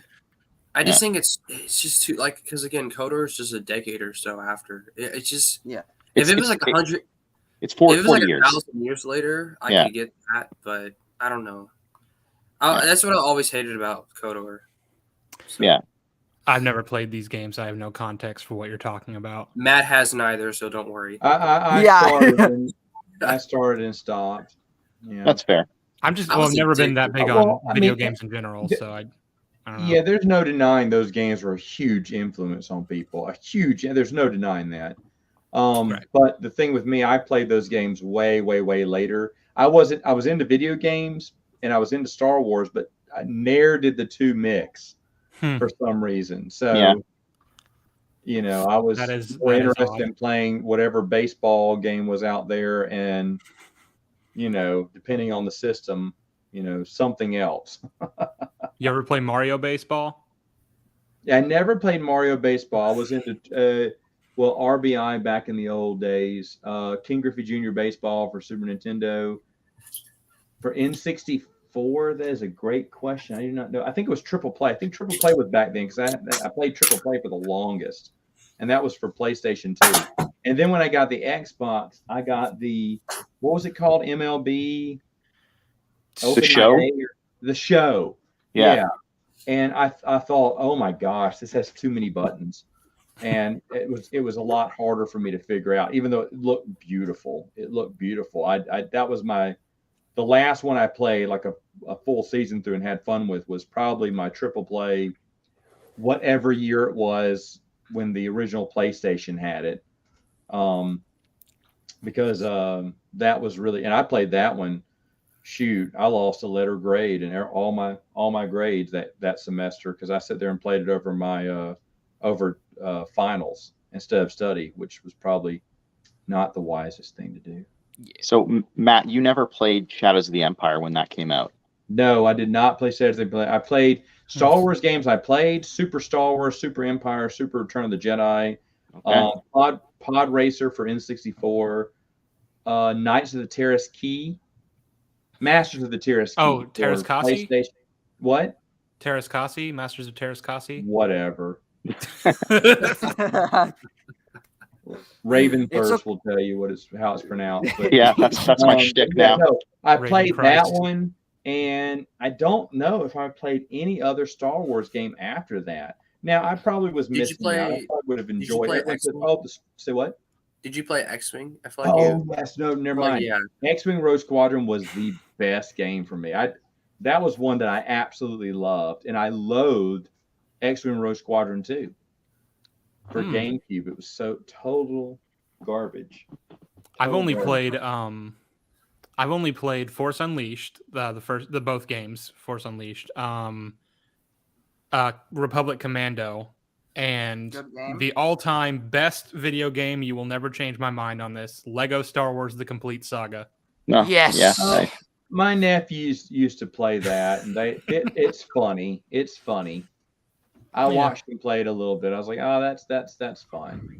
The I mean, Skywalker it's Saga Lego is bad. oh god, Changed don't my even get mind. me. Please do not get me started on those. We don't use those words here. I wasted $50 for my brother because he's like, I want to play a Lego game with you, and I said, okay, that sounds like a good time. And then I started playing. I'm like, I'm not having fun. I'm I sorry. got so frustrated so quickly. The campaign is dull. The free play is so limited.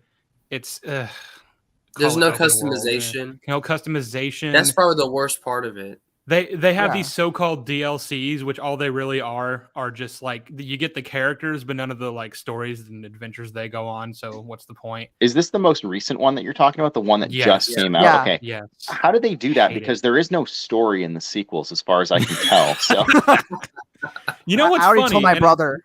You I know would what's not funny, and play I those think they ones with did this on purpose. The sequel levels are like the most fun. I don't believe it. It's Disney, so Alex, we'll start playing board games when you move here. So Oh yeah, yeah. we'll get you Give me off. time to collect the money for that. But I did want to say, like, Shadows of the Empire is why I'm into the EU. Like, that's what got me into the EU. That was my gateway drug. No, Shadows of the Empire, Knights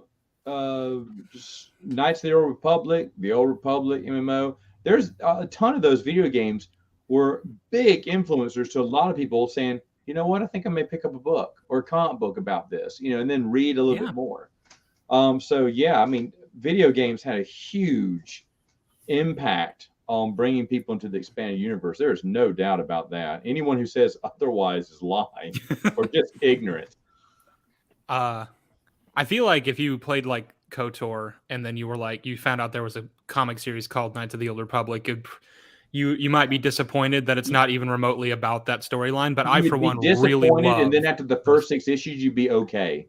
I mean, yeah, I love Zane Carrick. I love Lucian Dre. I think I think KOTOR. Go ahead. I think KOTOR's my favorite out of all the comics and Legends. I mean, I can't argue with that. Like I said, in my Tales of the Jedi. I read it, I was like, Tales of the Jedi. Tales of the Jedi. Say what? Tales of the Jedi is my favorite too.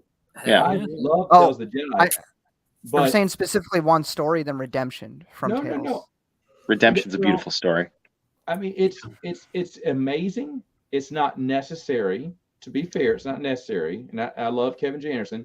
It was good, but it wasn't necessary. Now that I think about it, but it was good. It's fine. I just wish they would have spent more time with Ulick Keldroma training little Vima. That one was very rushed. Sadly, they just didn't have time to explore it. And I wish they should have. There was just some, I would have, they do this, I'm sure, but Redemption should have been a 50-issue comic book series. I mean, there was just so much to explore there, I think. I think Redemption is The Last Jedi done right. I've never heard that take before. That's a statement, yeah. Or the new movie. Oh, the series by Jude Watson. Gotcha. I agree, Alex. That's a really good take. Yeah, that's good. Take. Lance, you don't allow new canon talk like that on your channel, do you? Dr. Afra. I hate Lord the Momin. I hate Filoni stuff. So. Alex, why don't you insult his family while you're at it? Oh my god. Talking new canon on this guy. They brought Lance, you're Catholic. I am. I'm so you can't hate me. So y'all are both heretics. Yes. Hey, I'm Burn it. Catholic, You have to so love us because we're made in the image of God. So you can't. Yes. Oh, boy. y'all are Catholic ripoffs. We were the boy. original. I'm Sheev Gnostic. Ooh. Sheev Gnostic. Feisty That's the way to go. Sheev Gnostic. Well, I'm like I'm like Dave Filoni. I watched Ahsoka episode 1, and it was a religious experience. Oh yeah, of course. Wait, Matt. How did you know I'm Catholic? Who told you? Alex? You did on one of your streams that I watch. Oh yeah. It was got the a religious whole debate one. debate. You, One of our streams, we got a whole debate over that. Yeah, we did. It was fun. It wasn't Yeah, like I a won. super. It wasn't I negative. haven't gone that far back. Me and Was Alex, Alex we on the debated stream? religion before. Was Alex on that stream with you? Yeah. Yeah. Oh, Well, that's no. not chat. I was in the chat, but I was still. Yeah. Look, guys, Me and Alex, we're gonna debate one day. Me and Alex. You're gonna debate him? I will bring my Yeah. popcorn. if Oh, I was really? 10 years younger, I would want to get in on that debate. But I I'm just didn't at this point in my life. I didn't consent to this, but apparently it's happening. Well, it's gonna happen eventually. Maybe not now, but it will happen. I'll be the moderator. Sheev, you'll just be laughing your ass off the whole time. My brother-in-law used to be Catholic. Dang, Used to be? Cody's calling me Used out. to be. Used to be. I'm Yeah, passionate didn't about he, my faith. I'm sorry. What about you, Marcel? Are you I religious? told you, I'm Catholic. Oh, Oh, I cool. got a Dang. Catholic brother in the house. Okay, we I got thought an it was- equal match here. I mean, So we got my two background though, Catholics. I'm Italian, right? So like we're Yeah. basically like we get handed Catholicism at birth. So it's not there's you kill people in the like say in mafia. it. Well, I can't really say it's been handed to me at birth. Yeah. I will say this: that Disrespect my everyone, religion. have you ever noticed how no one in Hollywood knows anything outside of the Catholic Church? Like Walking Dead, they go into a Baptist church, but it has confessional and a Yeah. crucifix with Jesus on it. I was like, there's no Baptist church. That's why Lance loves that show. Having grown up Christian It's actually and only interesting. seeing like Catholic churches in the media, I was like, man, I wish I went to a church like this. Yeah, but they get them wrong every time. I said no one in Hollywood has been to a church in forever, and they can only look at what's been in other movies. They look at other movies to see what churches look like. Right. Oh, they all must be Catholic. So y'all got good I didn't- representation in Hollywood. Yeah. Actually, not really. They all think that our priests are pedophiles. So Yeah. Well, no, but They also think that all religious that people are negative born press into it. got brought on yourself, though. But Well, that's I guess true that's- that not everyone. But you know how it goes. If one scandal comes out, then it just gets blown up into a And it's everybody. Yeah. Hey, Daredevil's everybody. Catholic. That's a great show. Daredevil is amazing. And he's Catholic. Daredevil's so- awesome. Yeah. And its Catholicism isn't just a thing that's also a part of it. Like that's like integral to his story. And I think that's yeah, really it's cool. integral to. I love that. Chuck yeah. Wendig. No, Chuck Wendig. Chuck Dixon. he is not Catholic. He's No, he's The servants of the force. But no, he when Chuck Wendig puts on the space diapers in the morning, like one leg at a time, like all of Yeah. us. It was Chuck Dixon who said that he always envisioned Batman as Protestant. Oh, Yeah, for sure. Interesting. I believe it. Someone Well, like, Batman is a little bit cooler than Daredevil, so that's something. No, Oh. I'm just saying I'm that fighting words. that's it's just funny how that kind of came in, but it wasn't that big of a factor because I think they always envisioned Tim Drake as Jewish. I believe Really? is what they said. Yeah, That's interesting. yeah, isn't that crazy? So I mean, Actually, I was like, wow, I I never felt got Batman any is of that in reading his books, but okay. I feel like Batman's more atheist, if I'm honest. Well, What even definitely more is the- today. I feel like he's more atheist. What's Yeah. like, I what's don't the know point many in gun-hating Protestants, so I'd agree with that. what's the point in DC and Marvel characters having religions if there are like gods in their universes that are active in the world? And see, doing that's things the all problem. That is true. That's the problem. 'Cause you already have- But a really I good mean, point. DC and Marvel both do have their versions of the devil. Oh yeah, That's true. I actually So like the meta- Lucifer show a lot. Mephisto, Lucifer was Vertigo, wasn't it? I don't know. I just Yeah, like it was Lucifer, 'cause Neil Gaiman, I think, wrote about Lucifer and the Sandman. So that was Yeah. all DC Vertigo stuff. Yeah, it's Sandman's DC also a good Vertigo show. stuff. But Demon, If you- the Demon. which Yeah. is a great you- character. He gets, I don't know if anyone read it back in the day, but Final Night was a series, one of their, epic annual, all the heroes come together to fight something. It was a great idea because the sun gives Superman power. So what happens is Hal Jordan, who's evil at this time, he takes out the sun. And so now he blocks it out. Well, now, of course, the Earth's dying because of it. Superman is worthless. Yeah. Because there's no yellow sun to power him up. So he's out of the equation. He can't, because you have to take Superman out of the equation for this to work. And meanwhile, as the planet is slowly freezing, Demon buys some airtime to invite all human souls for a free eternal vacation in hell. It's so funny. That's how Bantam should have depowered Luke. It's just like take away the yellow sun. Yeah. Well, I think that was the deal offered by Lucasfilm employees when Disney took over. But If anybody, oh no, that was the fans remembers that got thrown there. Never mind. Oh, no, but, the like- Avengers movie though, when Captain America is going to stop Iron Man and Thor from fighting, Black Widow's like, you can't. they're gods. God. Oh, there's only And one he's- god, ma'am. I'm pretty sure he Yeah, doesn't dress like that. Exactly. Base Steve Rogers. But I mean, in the Exactly. Marvel, Base. don't even get me started because, like, in the Marvel Cinematic Universe, there's like I don't know what they constitute as a god, because Thor and Loki are just aliens that are really powerful, Yeah. and so primitive humans saw their feats and were like, okay, these are gods. But then there's like Khonshu and Ammit and all these like Egyptian gods at play. You got the Eternals. Zeus is up in Omnipotent City, and it's like I don't know what is and isn't a god. They need a All Leland the- Chi yeah, to keep it the all straight. mythologies are You Odin almost, did you say he's almost not a got to god. suspend the belief a little bit there. I guess Like- it's just, I mean, that's like a thing they do as a joke on Family Guy, where they'll have God and Jesus be there a lot, but like Brian is still like a staunch atheist. Right. Yeah. Right. They do that as like a joke. It's just a joke. It's just a joke. And it's like you got to suspend your belief that She-Hulk is actually a credible character. Oh, You God. just got Haven't even watched it yet. Can't stand that show, and we're only Well, 2 episodes in. I wouldn't say I have to. I don't have to do anything, but I do because eventually, when the show ends, Bruce and I will review it on our podcast. And he's a big Hulk fan. He does admit that She-Hulk looks absolutely garbage, and that the first episode was garbage. But he wants me to hold on till episodes 3 and 4 to see if it gets better.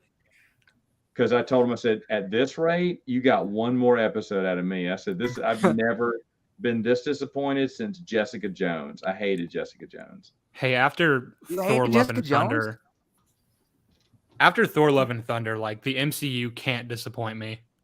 There's nothing it could do to disappoint me. Nothing it can do. That was Wow. the end. That was like the lowest it could possibly go. Oh man, that's gonna be Nothing's bad. funny.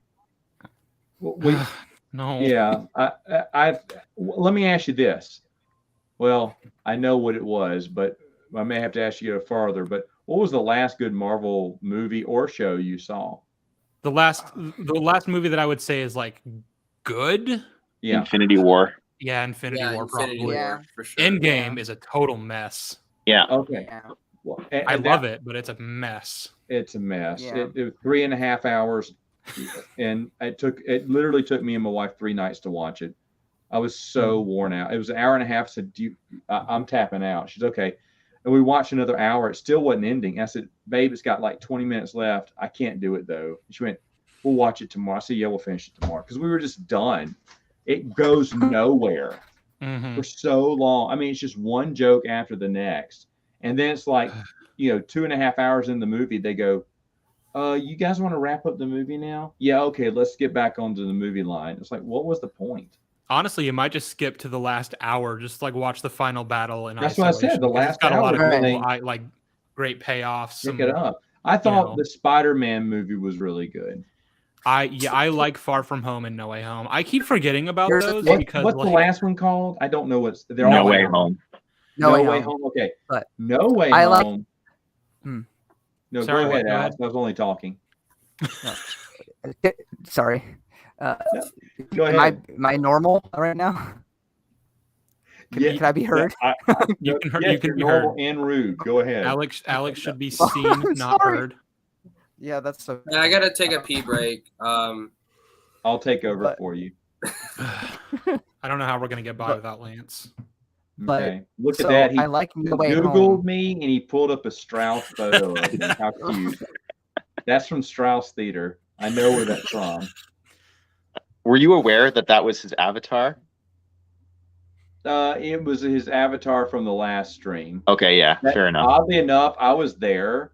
I just could not. I was feeding babies and could not get down. And when he's about to end it, I hit enter to enter in a. I said something as he signed off. But then, if you're still in the chat, as long as you don't scroll up, you can still be in the chat chatting. So I was in the chat. It had ended, and I just kept saying stupid stuff in the chat the whole time, even though no one's watching it. And I was like, this is great. But how old are your newborns? Because I just had a newborn a few weeks ago. Oh, a few weeks. Oh, geez. Yeah. Mine are 6 months now. 6 months. Congrats. You got a boy or girl? Congrats to you. A boy, but we also have a 4-year-old girl. So now we have Oh, that's one of good. each. Congrats to both of you. 4-year-old. She's able to take care of herself now, so you don't have to worry too much about her. And then she's probably going to be a helper. Well, I hope so. She better, right? Yeah. At least a go get her for stuff. But that's awesome, man. Congratulations. It's inspiring to see you do your thing and do your streams with kids. So don't have a choice. yeah, I know. Fair enough. Oh no, I love having them on. I don't mind that. Ryan makes it a point to keep his kids off camera. I can't remember what happened on one of our More Civilized Age. He had to go off camera because his wife wanted him to hold the kids or something, or take care of the kids. And he was on mute a lot. And then he finally just signed up and said, I can't do this. They're too loud. I said, that's fine. Yeah. He didn't want to show his kid, and that's fine. He wants to keep his private life separate from his YouTube persona. But That's fair. it Sure. was nice. After the stream a few nights ago, though, Lance asked for RK Outpost swag. It was really nice. Is that true, What I Lance? RK Outpost, what? Swag. Like swagger. Where can I get those sweet shirts and hats that say RK Outpost? Oh yeah, that's definitely true. Yeah. So I can rep it. I asked so I could burn it. Yeah. Yeah, it's like a Ryan is my homeboy shirt. Yeah, I told this to Lance afterwards, but Lance was someone that I was going to bring on later on just to have him talk to Ryan about why he thinks Ryan's wrong. that's Not that he's wrong. It's just I think he can use his platform for better things, Yeah. like celebrating the EU. About the EU. Do you want me to play devil's advocate on that? Why can't he use his platform for whatever he wants to do? Yeah, I mean, he can. I don't care what he does. I don't watch his stuff anyway. He can do whatever he wants. In my sure. opinion, It's just I think he could use it for better things. But I ultimately make don't the care. I'm argument- not gonna watch his stuff either way. And people make the I'll argument that I'll take Shiv subscribers and drive that channel to the ground. With my ideas. But Shiv has something where they want to see that kind of stuff, except for a 2-hour Obi-Wan video. But other than that, they want to see that stuff. That he worked and slaved over. It's like a bunch of ungrateful kids. Like, no, I'd rather have Pizza Hut than eat what you made, Mom. Mm-hmm. So rude. Pours Yeah. his heart into that. I'd I watch it, but I don't care about Kenobi. Sorry. Yeah, that's fair. I wish I didn't care about Kenobi. You don't understand. He is literally like my favorite character in all of fiction. I understand, but did you expect it to be decent? Not even Is that what you were close. expecting? I wasn't expecting anything of quality. And here's the thing. With your videos really have helped me, Matt, because like I was into the EU already, but like after discovering your channel, I really started getting into it more. Okay. And by the time Book of Boba Fett and Kenobi came out, I was already so indifferent to Disney canon to the point where I was like, whatever they do, I still have the EU and nothing can taint that. And Yeah. I still have the EU Obi-Wan and nothing can taint that. But still, watching them get Ewan McGregor and Hayden Christensen back into these roles and not like doing that justice, like that's horrible. I Well, can't believe we live in a world where that happened. I mean, I know, they and did I that mean- with the original actors though in the sequel trilogy. So Yeah. Well, it seems that nothing is sacred now. Like I it's don't true. get too excited about anything that's coming back now Yeah. because they brought in Wheel of Time, which I'm a big fan of. Love those books. Yeah. We watched Yeah, me the too. first 2 episodes, and I sat there with the biggest migraines, like this is garbage. And after I don't know how I suffered through 6 episodes. Oh, because Steven kept begging me to watch them, and I was 2 episodes from the end. I was like, I called him and said, Steven, I'm done. He went, no, dude, please. There's only 2 more episodes left. He said, you'll have to tell me how it ends. I said, I cannot stop vomiting after every episode. It's bad. It's bad for my health to watch this. Because I talked to him about something that happened in the episode. He went, okay, that was bad. It did piss me off. I said, no, it's pissed me off since the very beginning. Did anyone see this show? I did. Yeah. The You're first episode. braver than I. I got 20 minutes through the first episode. Yeah, And was like, yeah. I'm first done. episode That's where it. he hops in the hot tub with her, and he goes, could be warmer. And so I don't makes bubbles. Does she fart? I don't know what she did, but she made it hot. She made it warmer, and it was like this is totally stupid. And Bruce stopped after the first 2, and I should have done it after him. I was like, you were smart. And then everyone's like, Matt, you love Tolkien. What about Rings of Power? No way is that show going to fool me. No, they, and by the way, before they cast anyone, the moment they said, from the imagination of Tolkien, that's done. If you're not going to base off any books, I'm out. I don't care who they cast. I don't care what they put in it. It's Woke it is. You know what? There's a really a show that's so woke it's hilarious. It's the new Saved by the Bell. I watch it too, and I laugh. I think it's great. It's just What you were too Give woke some- for itself.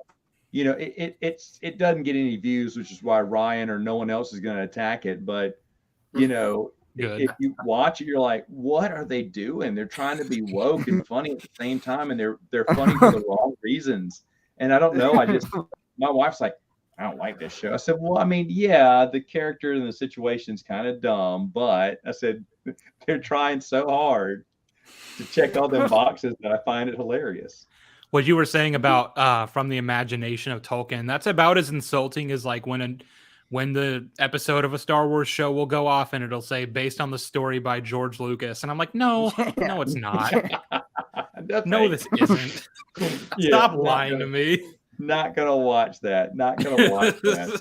Of course, you're looking at someone who hated the Peter Jackson movies, for crying out loud. Like it's got to. I just hate the hubris of any director that thinks they can do a better film. Like they change things from the book.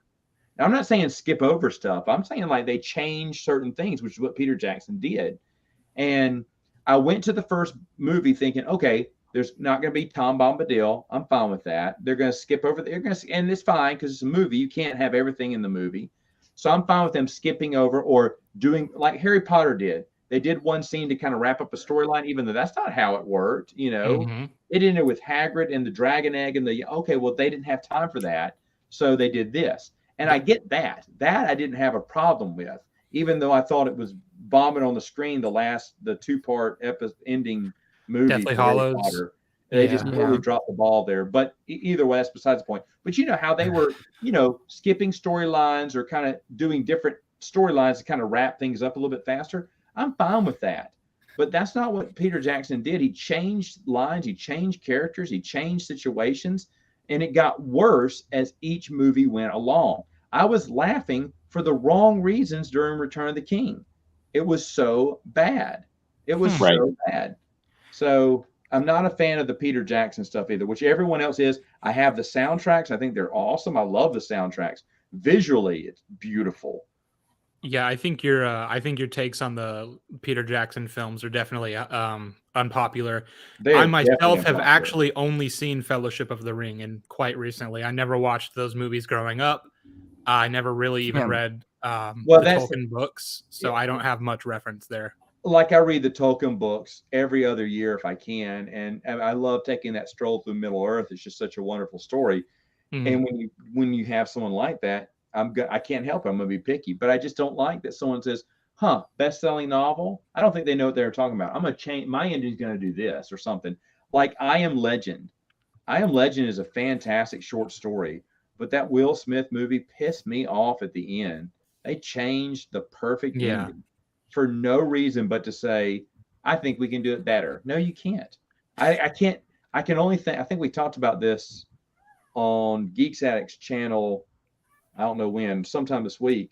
They do something called Paperback Movies, and I argue that the book, the original book, is always better than the movie, except for two instances. I had one, but Brian reminded me of another one. One is Last Mohicans. The book's good. The movie is unbelievably great, and it doesn't go along with the book. And then the other one is Jaws. Okay, yeah, fair enough. Jaws, Steven Spielberg read it and said, all these characters are despicable. I don't think I'm going to make them this despicable. And that was a smart move because all the characters in Jaws are despicable. And I have another one for you. What's that? Yeah. Die Hard. Oh, my Lanta. Die Hard, yeah. But that wasn't called Die Hard. It wasn't, but it was based on a novel, and it was pretty much the same premise. You know what's a movie based on a novel that I think did it drastically better? Iron Giant. Yeah. Haven't read that, but let me go back to yours. I can't remember the name of the original book. What is a detective novel, wasn't it? Yeah, I think it was, instead of his wife, it was his daughter, and she dies at the end. She falls off the building at the end. Okay, so he is trapped in a building. Then that's right. There's terrorists take over a building, and he's a cop. Sinatra wanted that role when it first came up. Yeah. Really? Yeah, he would have gotten it too back in the day, but it kind of went through development hell, if I recall, and he was getting too old, and they wanted someone young anyway, and so he finally dropped. I think he had the rights, right? Didn't he have reserved that he wanted that role when the movie came out or something? I can't remember the story now. Dang, I wish I knew the name of that book now. I want to read that then. Yeah, it was on the Movies That Made Us on Netflix or something like that. I was watching the documentary for Die Hard. Huge fan of those. Yeah. Be right back. I'm going to go get some tea. Oh, go get some tea. You guys want any tea? Sure. Yeah, right, cool. I'll take some. Actually, just get on camera and drink some tea for us real quick. I can get really close up to the mic and drink some tea. That's one of those. What are those videos called where they get near the mic? ASMR. Yeah, ASMR. that's creepy. ASMR. Yeah, That's I don't creepy. like I it. need no ASMR. Hey Matt, when you do your iJedi reread, make it an ASMR video. Say what? iJedi do an ASMR When you- video for iJedi? Yeah, make it when you hate on that book for the second time, make it ASMR. Yeah, just be as quiet as possible. Be That's hilarious. absolute worst thing. in Crinkle the a little world. bag next to the mic. So Matt, do you have a top or bottom 10 EU novels video that you did? Yeah, I did. I did one last year, but I Okay. need to apologize to it because I obviously did not recall how many. Because every single one of the Clone Wars novels I mentioned all deserve to be up there, and I have a feeling that the Bantam novels I named will fall off. Right. Because they weren't. Bantam's they can't be as bad as those. What was the least favorite one? What was my number one most hated? Yeah. iJedi. Oh wow. Yeah, That one. him That and I one may are stay on agreement the on list, but it may not be number one. I remember reading that 20 Just years for- ago as a 13-year-old, and I don't remember it being that controversial, but I look forward to your I reread. hated it because It's for a lot of reasons, but I will, because when we did I can't remember if this is a more civilized, but we debated iJedi. I had three people, to make it fair, I had three people against me who loved iJedi. I thought that would be fair. And I easily won the argument hands down. No, I'm kidding. It was up. We didn't, but they did get me to admit that the second half of the book, when he leaves the academy, it picks up and gets better. And it does, if I recall. Lance, you've read it more recently, I'm assuming. Yeah, but I don't remember anything. I from mean, the after he sequel. leaves I the thought it was academy, boring. I probably didn't have a problem with that. But the problem was you just hate him so much that you don't care about the rest of the story. But I'm like I Who are said, we I'm talking willing to- about? Corin Horn? Yes. I Yeah. Jedi. Corn. You hate Corin? No. Well, from I Jedi, yes, I do. Oh. Not from his Because other the whole books. I haven't read whole I Jedi. story- I just know him mainly from New Jedi Order, and I really Oh. love him in that. Well, Yeah. in I He's Jedi, also really good in X-Wing. In I Jedi, he can do everything. He figures everything out. Luke is an idiot. Very He should have listened to Corrin the whole time. In fact, Corrin should have been teaching the academy the whole time. Oh, 'Cause so he he's could Rey. single-handedly beat Luke in a lightsaber. Yeah. I'm not making this up. Beat Luke in a lightsaber battle. Teach and give Luke a naughty shame on you. Like chastises him too, and then leaves Luke as a cowering wimp Yeah. and flies It's a off whole- on his own. It's You're describing Rey. J. Anderson. And it's so. I mean, this is written by Stackpole, but it's Alex. So did Stackpole create Corin? Trying to do. Alex, I can't play Alex, fill in the we're not blank with your understanding sentence you right yet. there. So did Michael Stackpole create Corin Horn? Yes. Yeah, So he it created sounds in to Rogue me. Squadron. It sounds to me like he kind of made himself like a character insert Stand-in? in I Jedi. Yeah, Well, where it's like, wow, if I were a Jedi, I would be really good at all this stuff, and I would Mhm. beat Luke Skywalker in a lightsaber fight, and I would tell him what he's doing wrong. I have a few problems because it definitely sounds like that. Also, even though Stackpole will not admit it, back then, he was friends with Zahn at that time. Zahn was the cool kid you wanted to sit by in the cafeteria and be seen with. Oh yeah, he wrote the Throne And they trilogy. all laughed at Anderson behind his back because Zahn at the time, they're all friends now. They didn't think much of Kevin. And I hated it because it felt like a slap in the face, even though Kevin J. Anderson said, no, Mike called me, asked about Cornhorn being put in. I said, yeah, you can fit him in there. Go ahead. But it felt like like Michael Stackpole went through there and tore up the Jedi Academy trilogy. Like it really takes away, deflates the entire Jedi Academy trilogy. It's like, okay, then if they knew all this, then wow, if Cornhorn would have stayed, the Jedi Academy trilogy would have been half a novel, not even a full trilogy, because Corn would have figured it all out and won the day. Like he's the only one who can tell the ghost of Exar Kun to go screw off because he's Cornhorn. He's smarter than everyone. He can't be tempted It's by just the dark side. disrespectful. So, I mean, seriously, I wish I was making all this up, but it's really just this false bravado that you should have for Corn that fans of Cornhorn were just loving. Oh, he is the best Jedi that ever lived, too. Great. And I was like, no, this is wrong. This is wrong from the ground up. And now they're all friends, so nothing to. But you know, just all this. There's a lot of Kevin J. Anderson hate back then, and I just was just sour over it. You know, here's how you take I Jedi with the premise that it has. You know, a character setting during the Jedi Academy trilogy, and there's something afterwards. Instead of it being Cornhorn, you know who it should have been? Streen. It should have been Streen because he's quiet. I thought he was a very interesting character. I love Streen. They missed the boat not exploring him more. They picked up Kip Duran and they turned him into an interesting character. But Streen could have also. I mean, he gets mentioned here and there, but no one ever picks him up and uses him, and it's a shame because he's a great. You can talk about great characters that weren't used. Timothy Zahn's Ghent. The Slicer. Yep. Yeah. Really cool. I think he's mentioned in the Hand of Thrawn duology. I think He's in it. He has something to do with Leia or something. I don't know. Either way, though, he's less and less in it, and it's too bad because Ghent was an interesting character. There's a lot of character like it was Too Little Too Late, but Scarlet from James S.A. Corey's Honor Among Thieves. Very interesting character. It's too bad we didn't get to see more of her because I was like, well, that's pretty good. And then any character that John Jackson Miller put together for Knights of the Republic, that's flawless, man. Every character was great. Who wrote Honor Amongst Thieves? Was that the guys who wrote The Expanse? think so. That So sounds right, though I don't know. Yes, James two guys. S.A. Corey.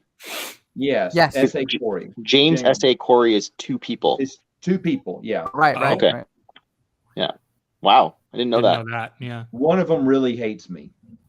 Oh, which one, James or Corey? I don't remember the one that's friends with Chuck Wendig. Did they block you on Twitter? No, I don't have Twitter, but they got mad that I did those Wendig review things back in the day. Kind of like how Matthew Stover has me blocked. Yeah. And the sad thing is, I've lost during the move. I've lost my Wendig kit, my big glasses, and my fake beard. Halloween's around the corner, so maybe I'll get another Wendig starter kit. Special? Lance, The what? Justina Ireland blocked me just because I commented on your post where she blocked you from. Oh yeah, she has me. Ugh. Never blocked followed you? her. So an author, she's a new canon author named Justina Ireland. Do you know? And it's funny because y'all talking about people blocking you on Twitter and stuff. Dave Wolverton, who I met once, talked to me. This is right before Chuck Wendig's book came out, about a problem he was seeing with new authors, that they were taking online criticism way too personal. Yeah. Mhm. They should And they chill still are. out. And And they he still are. gave an example of back in the day it was email, but someone sent him an email talking about how stupid this book was he did and how stupid the characters were. Well, Dave told me that he wrote an email, cussing that guy out too and talking about how his book was great. And then while he was writing it, he stopped and went, "What am I doing? I'm a best-selling author. Who cares if one person does not like my book? It's selling. So what do I care?" So he said, I deleted the email and I decided, thanks for reading. That's all I can say. Sorry you didn't like it. Thanks for reading. And that's the most common sense approach, that you attack people online if someone doesn't, agree with you or think then take the criticism. You can't take the criticism, then you're garbage. You're garbage. You don't have to respond to it. You have to like it, and you don't have to agree with it. Yeah, you know what I said There's about a billion Justina people Ireland? who wrote hated comments on my channel. They stay up there. That's fine. I don't care. She said something, and then Lance quote tweeted her, and all I said was, "Wow, she just lost some of my respect," and that was enough to get me blocked. Yeah. Basically what R.A. he said- Salvatore. They R.A. don't Salvatore was sent death threats for what he did to Chewie. Right. But, Yeah. but God forbid I lose some respect for Justina Ireland. Well, I don't even know who that is, though, since he's I've a new never author, understood I don't know death her. threats. Makes no sense. Yeah. Well, basically, what my tweet was that got me blocked was, this is how I am on Twitter. By the way, Matt, if you're wondering, I basically wrote this tweet out saying, "Hey, new canon authors, stop bastardizing the EU," and then I tagged a bunch of authors. Yeah. And I have balls. Yeah, and they read it too, because Kevin Scott also wrote something. He didn't block me, but Kevin Scott. Justina said, she responded and said, get over Disney owning Star Wars and a bunch of other stuff. But what she said that she said dismantle capitalism. She told you to dismantle capitalism. She told me to go dismantle capitalism. And I'm like, okay, I'll stop buying your books. Book to sell. Yeah, I'll stop buying your books. That'll be my first step toward dismantling capitalism. It's like she works for Disney. How pro-capitalist can you get? Good Lord. I know. It was so bizarre. I thought it was hilarious. Bunch of Speaking of Dave Wolverton, has anyone here? I think it was Raven Christ, whatever your name is. Oh, jeez. You've been reading the new Han and Leia book, right? I finished it. Yeah, I finished it. Oh. I read canon, and I can't tell you why, but I still do. Hey, I read some too. I love High Republic. Fair enough. I like maybe 5% of the novels that I consume, and anyways, I read it all. But so, what do you think of it now that you've read the whole thing? What are your thoughts on the overall product? I think, what did I give it? I gave it a 0 Dathomiri Rancors out of 10 possible Dathomiri Rancors. So I just can't believe they would announce a book about Han and Leia's wedding and subsequent honeymoon right after Dave Wolverton passed. Yeah. That There was a dig. that There was a was- dig at Dave Wolverton in the. I sent it to you, Sheev, on Yeah, Instagram. there was. There was Are a you dig at Dave serious? Wolverton in the novel. Yeah, there was something along the lines of, and when I read it, I got so infuriated. I put the book down for like a day, but it was something along the lines of, Let me see if I can find it actually. Han is talking about maybe he should kidnap Leia, and then he's like, oh no, that would never work. She'd shoot me if I tried that. And I was like, why do you have? It was like 3 lines, but I was like you could have easily edited that out before it went to print. Like Dave Wolverton passed away. It seemed just so bad faith to me to have that line in there. Here I it don't is. know. It Yeah, says, send it to me, Sheev, and I'm gonna tag Beth Rivas on let's Twitter. see. Yeah. Cuss her out He- because that that pisses me off, man. It I'm not says gonna cuss her out, but It says I'm gonna Han call wanted. her out on it. It says Han wanted nothing more than to knock Lando aside, shove his way through the crowded area, grab Leia by the waist, and carry her to the Millennium Falcon, flying her out to the most remote planet he could find, preferably one with sunny beaches, and live the rest of their lives away from all this. The only thing that was stopping him was the knowledge that Leia would never forgive him, and that she'd Wow. probably shoot him before he could drag her away. That's Yeah, I'll send this to you, Lance. Thank And I you. mean, I'm gonna I don't tag her. I'm know. gonna call her out for that. I don't That's know ridiculous. if they're referencing Courtship of Princess Leia. It's honestly like a reach to. I don't know assume what they've else read they'd be it. referencing. But like, Yeah. yeah, that sounds a little Yeah. blatant if you ask me. Yeah, I mean, that's literally blatant Courtship as you of Princess can Leia. get. So I'm You're nearly gonna at the be point where I'm sacked, done with new canon stuff. I'm nearly there, but I'm not there yet because the High Republic stuff I still don't mind. I still like but- a lot of books and comics in the new but- canon. I think I'm done with anything post Return of the Jedi, and I should have been done in 2014 because when they decanonized the EU, I was heartbroken. I think I went into mourning. Like I stopped reading Star Wars for like 2 or 3 years. So now I'm here. I'm almost I'm done with post Return of the Jedi new canon. We'll see where the High Republic stuff goes, but otherwise, that's it for me. Matt's probably like, "Thank God I never read any of this stuff." There's I don't blame I him. still like a lot of the books and comics out of new canon, but none of the shows, none of the movies have been any. Even Rogue One, everyone likes Rogue One. It's like the most mediocre, overrated film in my opinion. I don't think it's bad. I just don't think it's that great. Yeah. No one remembers this, but a long time when the movie came out, the missus got on the stream with me.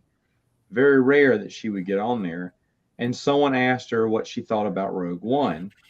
And she said, and she was not trying to be funny. She went, "What's Rogue One?" I said, "No idea." She went, "Yes, you do." And so she Googled it, and it came up with the Nissan car, the Rogue One that was the cross promotion. She went, "They're asking you about a car?" And I went, "Yeah, they're asking me about the car." She went, "No, that can't be it. What is it?" I said, "It's the car. Here, we'll talk about the car. Pull the car up." And that was got nice Brian Borg watched that stream and still says it's one of the best streams ever. That she honestly had no idea what Rogue One was. Blue Pig, you're so wrong. I don't blame him. It's for the Honestly, best. I feel Yeah. jealous of her for that. I wish Because that was the one that everyone was like, "Oh, come on, Sheev, you're being too mean." Rogue One was fine, and I'm like, I don't know.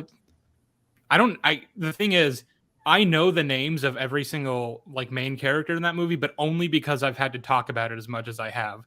Otherwise, they are so forgettable, and to call them characters is being generous, that I wouldn't know who they like their names. Can anyone I used here to call them Kyle even- Katarn and Juno Eclipse. Yeah. That's an insult to both of those characters, honestly. But can anyone here, obviously not Matt because he doesn't watch these, can anyone here name all of the the main characters from Rogue One? Yeah, I could probably do it. No. That's the reason why I can. I can do it. Jyn Erso, Cassian Andor. Obviously, I know those. Yeah. Matt doesn't, but Chirrut Imwe. I only know that one because of a Funko Pop. And Baze Malbus, who I just recently learned. You're forgetting Bodhi, the TIE pilot. He's forgetting Bodhi Oh, Rook. He's the pilot. Yeah. He's Bodhi Rook. No, Bodhi was the surfer in Point Blank. That's right. Right, yeah.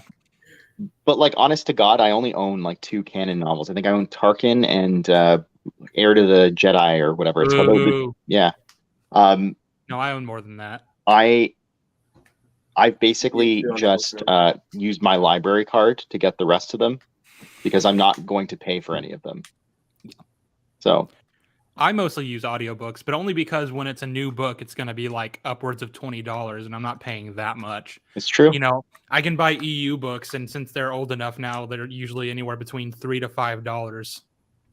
Well, the nice thing is Mark Thompson does the audiobooks for pretty much, Legends and canon stuff now, most of them. Mhm. And I think he does a really good job. So They did because they're doing the re-release and reprints of certain books. What is it called? The New Wave, Essential Legends the collection. Essential Legends collections. People really, I don't understand those because like the reprinted covers are typically like Worse. not good. Yeah. Like I like the new cover for Shadowhunter because the other one, the original one doesn't look that great, and the artwork they have for Maul on that cover is actually pretty cool, and I like it a lot. But like the Darth Bane trilogy has terrible artwork. It's like it looks like a bunch of chicken scratch. Yeah. But what's good about the Oh, X-Men sorry. reprints are terrible. Well, so what I was going to say was about the Shadowhunter one. They re-released that along with a audiobook for it, which was read out by Sam Witwer, who voiced him, of course, in the That's Clone right. Wars and in Rebels. And I was like, that sounds pretty cool, actually. I like his acting in those shows. So I downloaded the audiobook, and it's too much. I'm sorry. Like every single line is him just like exaggerating and enunciating every word to the nth degree. Wow. And I was So like, you I did a good can't job. listen to this. And that's like one of my favorite EU books. I love That's too bad. Shadowhunter. I didn't know that. That's too Yeah. bad. That's But- too bad. How the other audio? Because that's the one I good haven't thing I listened to found those. about it for audiobook readers. They're doing unabridged versions of books that we've never had before. Yeah, and that's great. X-Wing. I haven't X-Wing read series. the other ones though, so I Yeah. don't know. I don't know how those fare. But all I Sam know Whitaker isn't. He was just for that one, right? Yeah, and That's it's like a that's a shame, 'cause cool. I thought that was a good move too for them. Yeah, that's a neat idea. It's like he does a great job as Maul. I love his acting, but I don't know. He really went all out with it, and I think he took it a bit too far. So Yeah. I'm listening to Wedge's Gamble right now, which is the unabridged audiobook. They just released it, I think, like last year or something, or earlier this year, whenever they released the Essential Legends version of it. And it's good. Like, it's not bad. Yeah. So Nice, good. I didn't understand at first that they were doing like abridged audiobooks for a lot of the older ones because a lot of them said they were only like 3 hours long, and I was like, that seems oddly short. A lot. That's why I didn't get into it at first, because Yeah. someone gave me some of his audiobooks on tape back in the day, and I was like, sure. And I listened. I was like, wait a minute, they're skipping over a ton of stuff. He went, well, yeah, they don't have time to do this in a bridge. I went, why would you listen to this? Yeah, I was trying to read along with my book because typically I have trouble focusing. That's always been a problem I've had with reading is I have trouble focusing. I get distracted easily, but it's Right. better if I'm listening to someone read it to me while I'm following along. But then it kept just skipping paragraphs or pages, and I was like, I can't follow along with this. I don't Yeah, know where wasn't you're jumping good. to. it's Yeah, disorienting. Yeah. yeah. Sad. They really need to do New Jedi Order audiobooks. Oh, they Yeah, absolutely do. They really Yeah, I need to read do- that comment by Cody too. I'm kidding, Lance. You didn't see that. So, but yeah, he was saying that need to do it on a bridge. Yeah, I agree. And then an audio drama based off the New Jedi Order that shows just different adventures that was happening during it. Yeah. And then another whole 27 book series about the New Jedi Order, starring different characters, different happenings, different battles, different scenarios, what was going on. And I then don't think 27 is enough. And a 400 issue And comic run by Palpatine. Dark Horse, not talking about Invasion, but Yes. something else. yeah, And I Invasion love the was- New Jedi Order. You could just stay in there forever for me. I'd be great. Well, they I, could easily do that, right? Like Orson Scott Card did that with his Ender's Game series. Like he did an entire 4-book series covering the exact same amount of ground, but with another character's perspective, and it was almost just as good. I think you could do that. I mean, That sounds kind of redundant, honestly. I don't know if I'd be down to read stories like that. If it's just the same events being told, but from a different person's perspective, that would get pretty old. just different. It's a huge galaxy. Who knows what the Iron Knights had to put up with taking on the Vong? Who knows? Yeah, no, Well, I you know, agree. did Jar Jar get Vongified? Is that was how he died? You know, did he embrace the pain? You know, and get like some kind of snake instead of his tongue coming out? I mean, No, it's just, you could definitely do different depictions of the Vong War with different characters in different parts of the galaxy. I'm just saying that, like, if you showed me, if you showed me like the Battle of Fondor from Anakin and Jason's perspective, and then you gave me it from Thraken's perspective, and then you decided to give me a book from Isildur's well, perspective, I'd be like, okay, I don't know why we're not on depicting the the same battle. it'd be having another battle take place on another level. Like, does Lando go out to find Vufi-Ra and his people and say, "Hey, can you help us with this threat?" Yeah, you'd think And that. maybe they give him a short history of, "Hey, yeah, by the way, sorry about that. They're awesome. one of our ancient enemies. We're the ones that pissed them off from the other galaxy." Yeah, was it ever Oh, yeah. established canonically, or was it just a theory Yes, that it was in Buffy the Ra's people were the reason it that was the Defense done Vong in hated the droids droids. so much? it was done in the most unsettling, subtle way possible. It's in the new guide to droids by what's his name? Dean Wallace. David Daniel Wallace? Wallace. Daniel David, Wallace. yeah, David Daniel Wallace. Yeah, there it Ooh. is. He says that when he's talking about, is it Vufi-Ra? I think. I think so. He talks about it was them that were the problems that rose up against and got battled the Vong, while the Vong hate technology That's is why the because Vong- they used to be Or- ruthless conquerors. No, Huh. it wasn't Vufi Ra's people. It was the Great Heaps race. Oh, Great Heap. You're right. You're right. Great Heap. But They're the from but the Vufi Marvel Ra's comics, people right? fought them. From Droids, the cartoon series. the Yeah, Okay. Great Heap. But I mean, it's so because they were. Yeah, you're right. You're right. But there's this big whole connection that's just plopped into that droids. Like, I didn't buy that because I had the first one. I was like, I'm not gonna buy the new one. But I looked at it at Books A Million, Mhm. and I would just flip through just to see what was new, and I'd read what was new. And I don't know what I guess it was the Great Heap, and I read that. I was like, wait, what? And I was like, why would you drop something? For me, that was huge. Why would you drop something that big? It's smart. It's a smart connection to make. That's very cool. Yeah. But it's very cool. It ties so much together. And I guarantee you, Troy Denny and everyone who was involved in New York Order was like, why didn't we think of that? That's Yeah.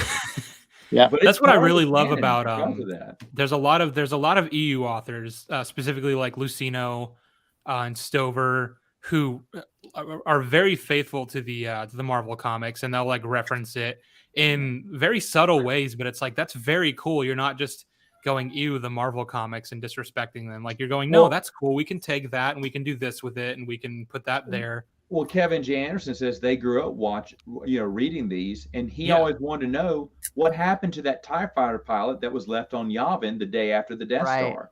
Yes. And so that ended up being Quirrell from Young Jedi Knights. And it's Yeah. just like, because when he said that, I had no idea that Quirrell was from the Marvel. I didn't know that was the comic book he was talking about. And when he said that, I went, wait, and I thought, well, I thought he died, because I didn't remember that comic book at all. So I reread it. I was like, yeah, I remember- they did just kind of leave him in the jungle. That's kind of weird. I remember reading that comic, and then like after it ended, I was like, that kind of went nowhere. Yeah, And then I was reading the New Jedi Order books just recently too. I've only just recently started getting into those, and he came in for the book where Anakin is trying to rescue Tahiri on Yavin 4, and he's in that book, and I was like, wait, is that the? And I went back and read the comic again, and I was like, that's him. Yeah, Yeah. love stuff like that. I love those connections. Those connections are so beautiful. There's one. It may have been a short story for New Jedi Order, but I can't think of his name. From Junior J. Knights is in it. From Rebecca Massetta's storyline. Ikrit? Say Ikrit? what? Master Not Ikrit? No. It starts with a U. The kid's name starts. He thought he was a Jedi, but he wasn't. Right. Say what? Yeah. Right. I'm trying to remember, but I know who you're Well, talking about. He works as he's transporting refugees, and he mentions to him, I used to want to be a Jedi too, but it turned out I didn't have the Force. I was like, Aw. shut up. I know who you are. I know who, and that's all he had to say, and it was just like a conversation he was carrying on with the Jedi as they were flying to the next port. And I was like, that's a great cameo. You know, there's a few. There's the thing, cameos we didn't see in New Jedi Order that you wish we had. I mean, there's so Ken but they just Palpatine. Ken is exactly who I was just thinking of. Did they ever continue his story outside of Jedi No, Prince? they wouldn't touch it. no. That's annoying They because I want you to know that the Jedi Prince series, specifically Zorba the Hutt's Revenge, was the first book I ever read. I'm reading it right now. So Loved that book. yeah. I mean, I know that those books are silly, but like they were my introduction to the EU. So Have you seen my reviews on those? I have actually. I really like your videos. on those. I giggled the entire way through that thing. Yes. I First agree. book I've ever read in Star Wars, and I loved it. The cover art is beautiful. Yeah, there's the Barnes and Noble. That's beautiful. That is Yeah. so beautiful. Cover That's art, gorgeous. all those are beautiful. I read those when I was a kid when they were coming out, and I just loved them. And I agree, they're silly to a degree, but they're just so good. They're so enjoyable. They So do fun incorporate certain aspects of those books, like Zorba and the Prophets of the Dark Side. Yeah. Well, I was talking on Lance's stream yesterday about the Lost City of the Jedi. They link up to Tales of the Jedi. Yeah, they do with because Exar Kun, I believe. No. Well, yeah, Yavin 4 gets destroyed, right? When the Jedi bombarded at the end of the Sith War. And so they say that the Lost City of the Jedi was created right after the Sith War to bring life back to Yavin 4. Yeah. That's very So cool. Also, if you want a continuation to the stories that is unofficial, well, it's open you to can revolt. look up on fanfiction.net, Quality Autism, and he's also a tutor. He made a sequel to they're actually pretty good. Open, you're actually late. I need to go. I'm a little baby. I have to get up for school tomorrow. Okay. So. You go get up to school for tomorrow. We'll keep talking. I'm kidding. Guys, I got to go too. But I wish I could let y'all talk more. Man, but- yeah. No, I'm kidding. I was about to go anyway because I'm tired of hearing Alex's broken voice. Oh man. Yeah, you sounded like naked sheep. And I was like, what? What did you say? Do I still Matt, sound I didn't You still sound like realize it. what you were doing there for a second. I thought I was having a stroke. But anyway, all right. Well, thanks for letting me Well, come this on, was a man. great stream. Thank y'all for joining awesome, as yeah. always. Thanks to everybody else who joined in chat. Cody, Blue Pig, Titus, and anyone else who joined. I'm not naming you all. It was very nice to meet you, Matt. Very nice. Yeah, nice to meet you, Matt. Yeah, it was nice to meet you, Matt. Anytime you want nice me on to one of meet your you. streams, I would love to come on. Yeah. Absolutely. Yeah, I think we should do you know what, Matt? Screw Ryan. Have me, Sheev, and Chris Nelson on the next Civilized Age. How about that? Anyway, y'all have a great night. All right. Good night, John Boy.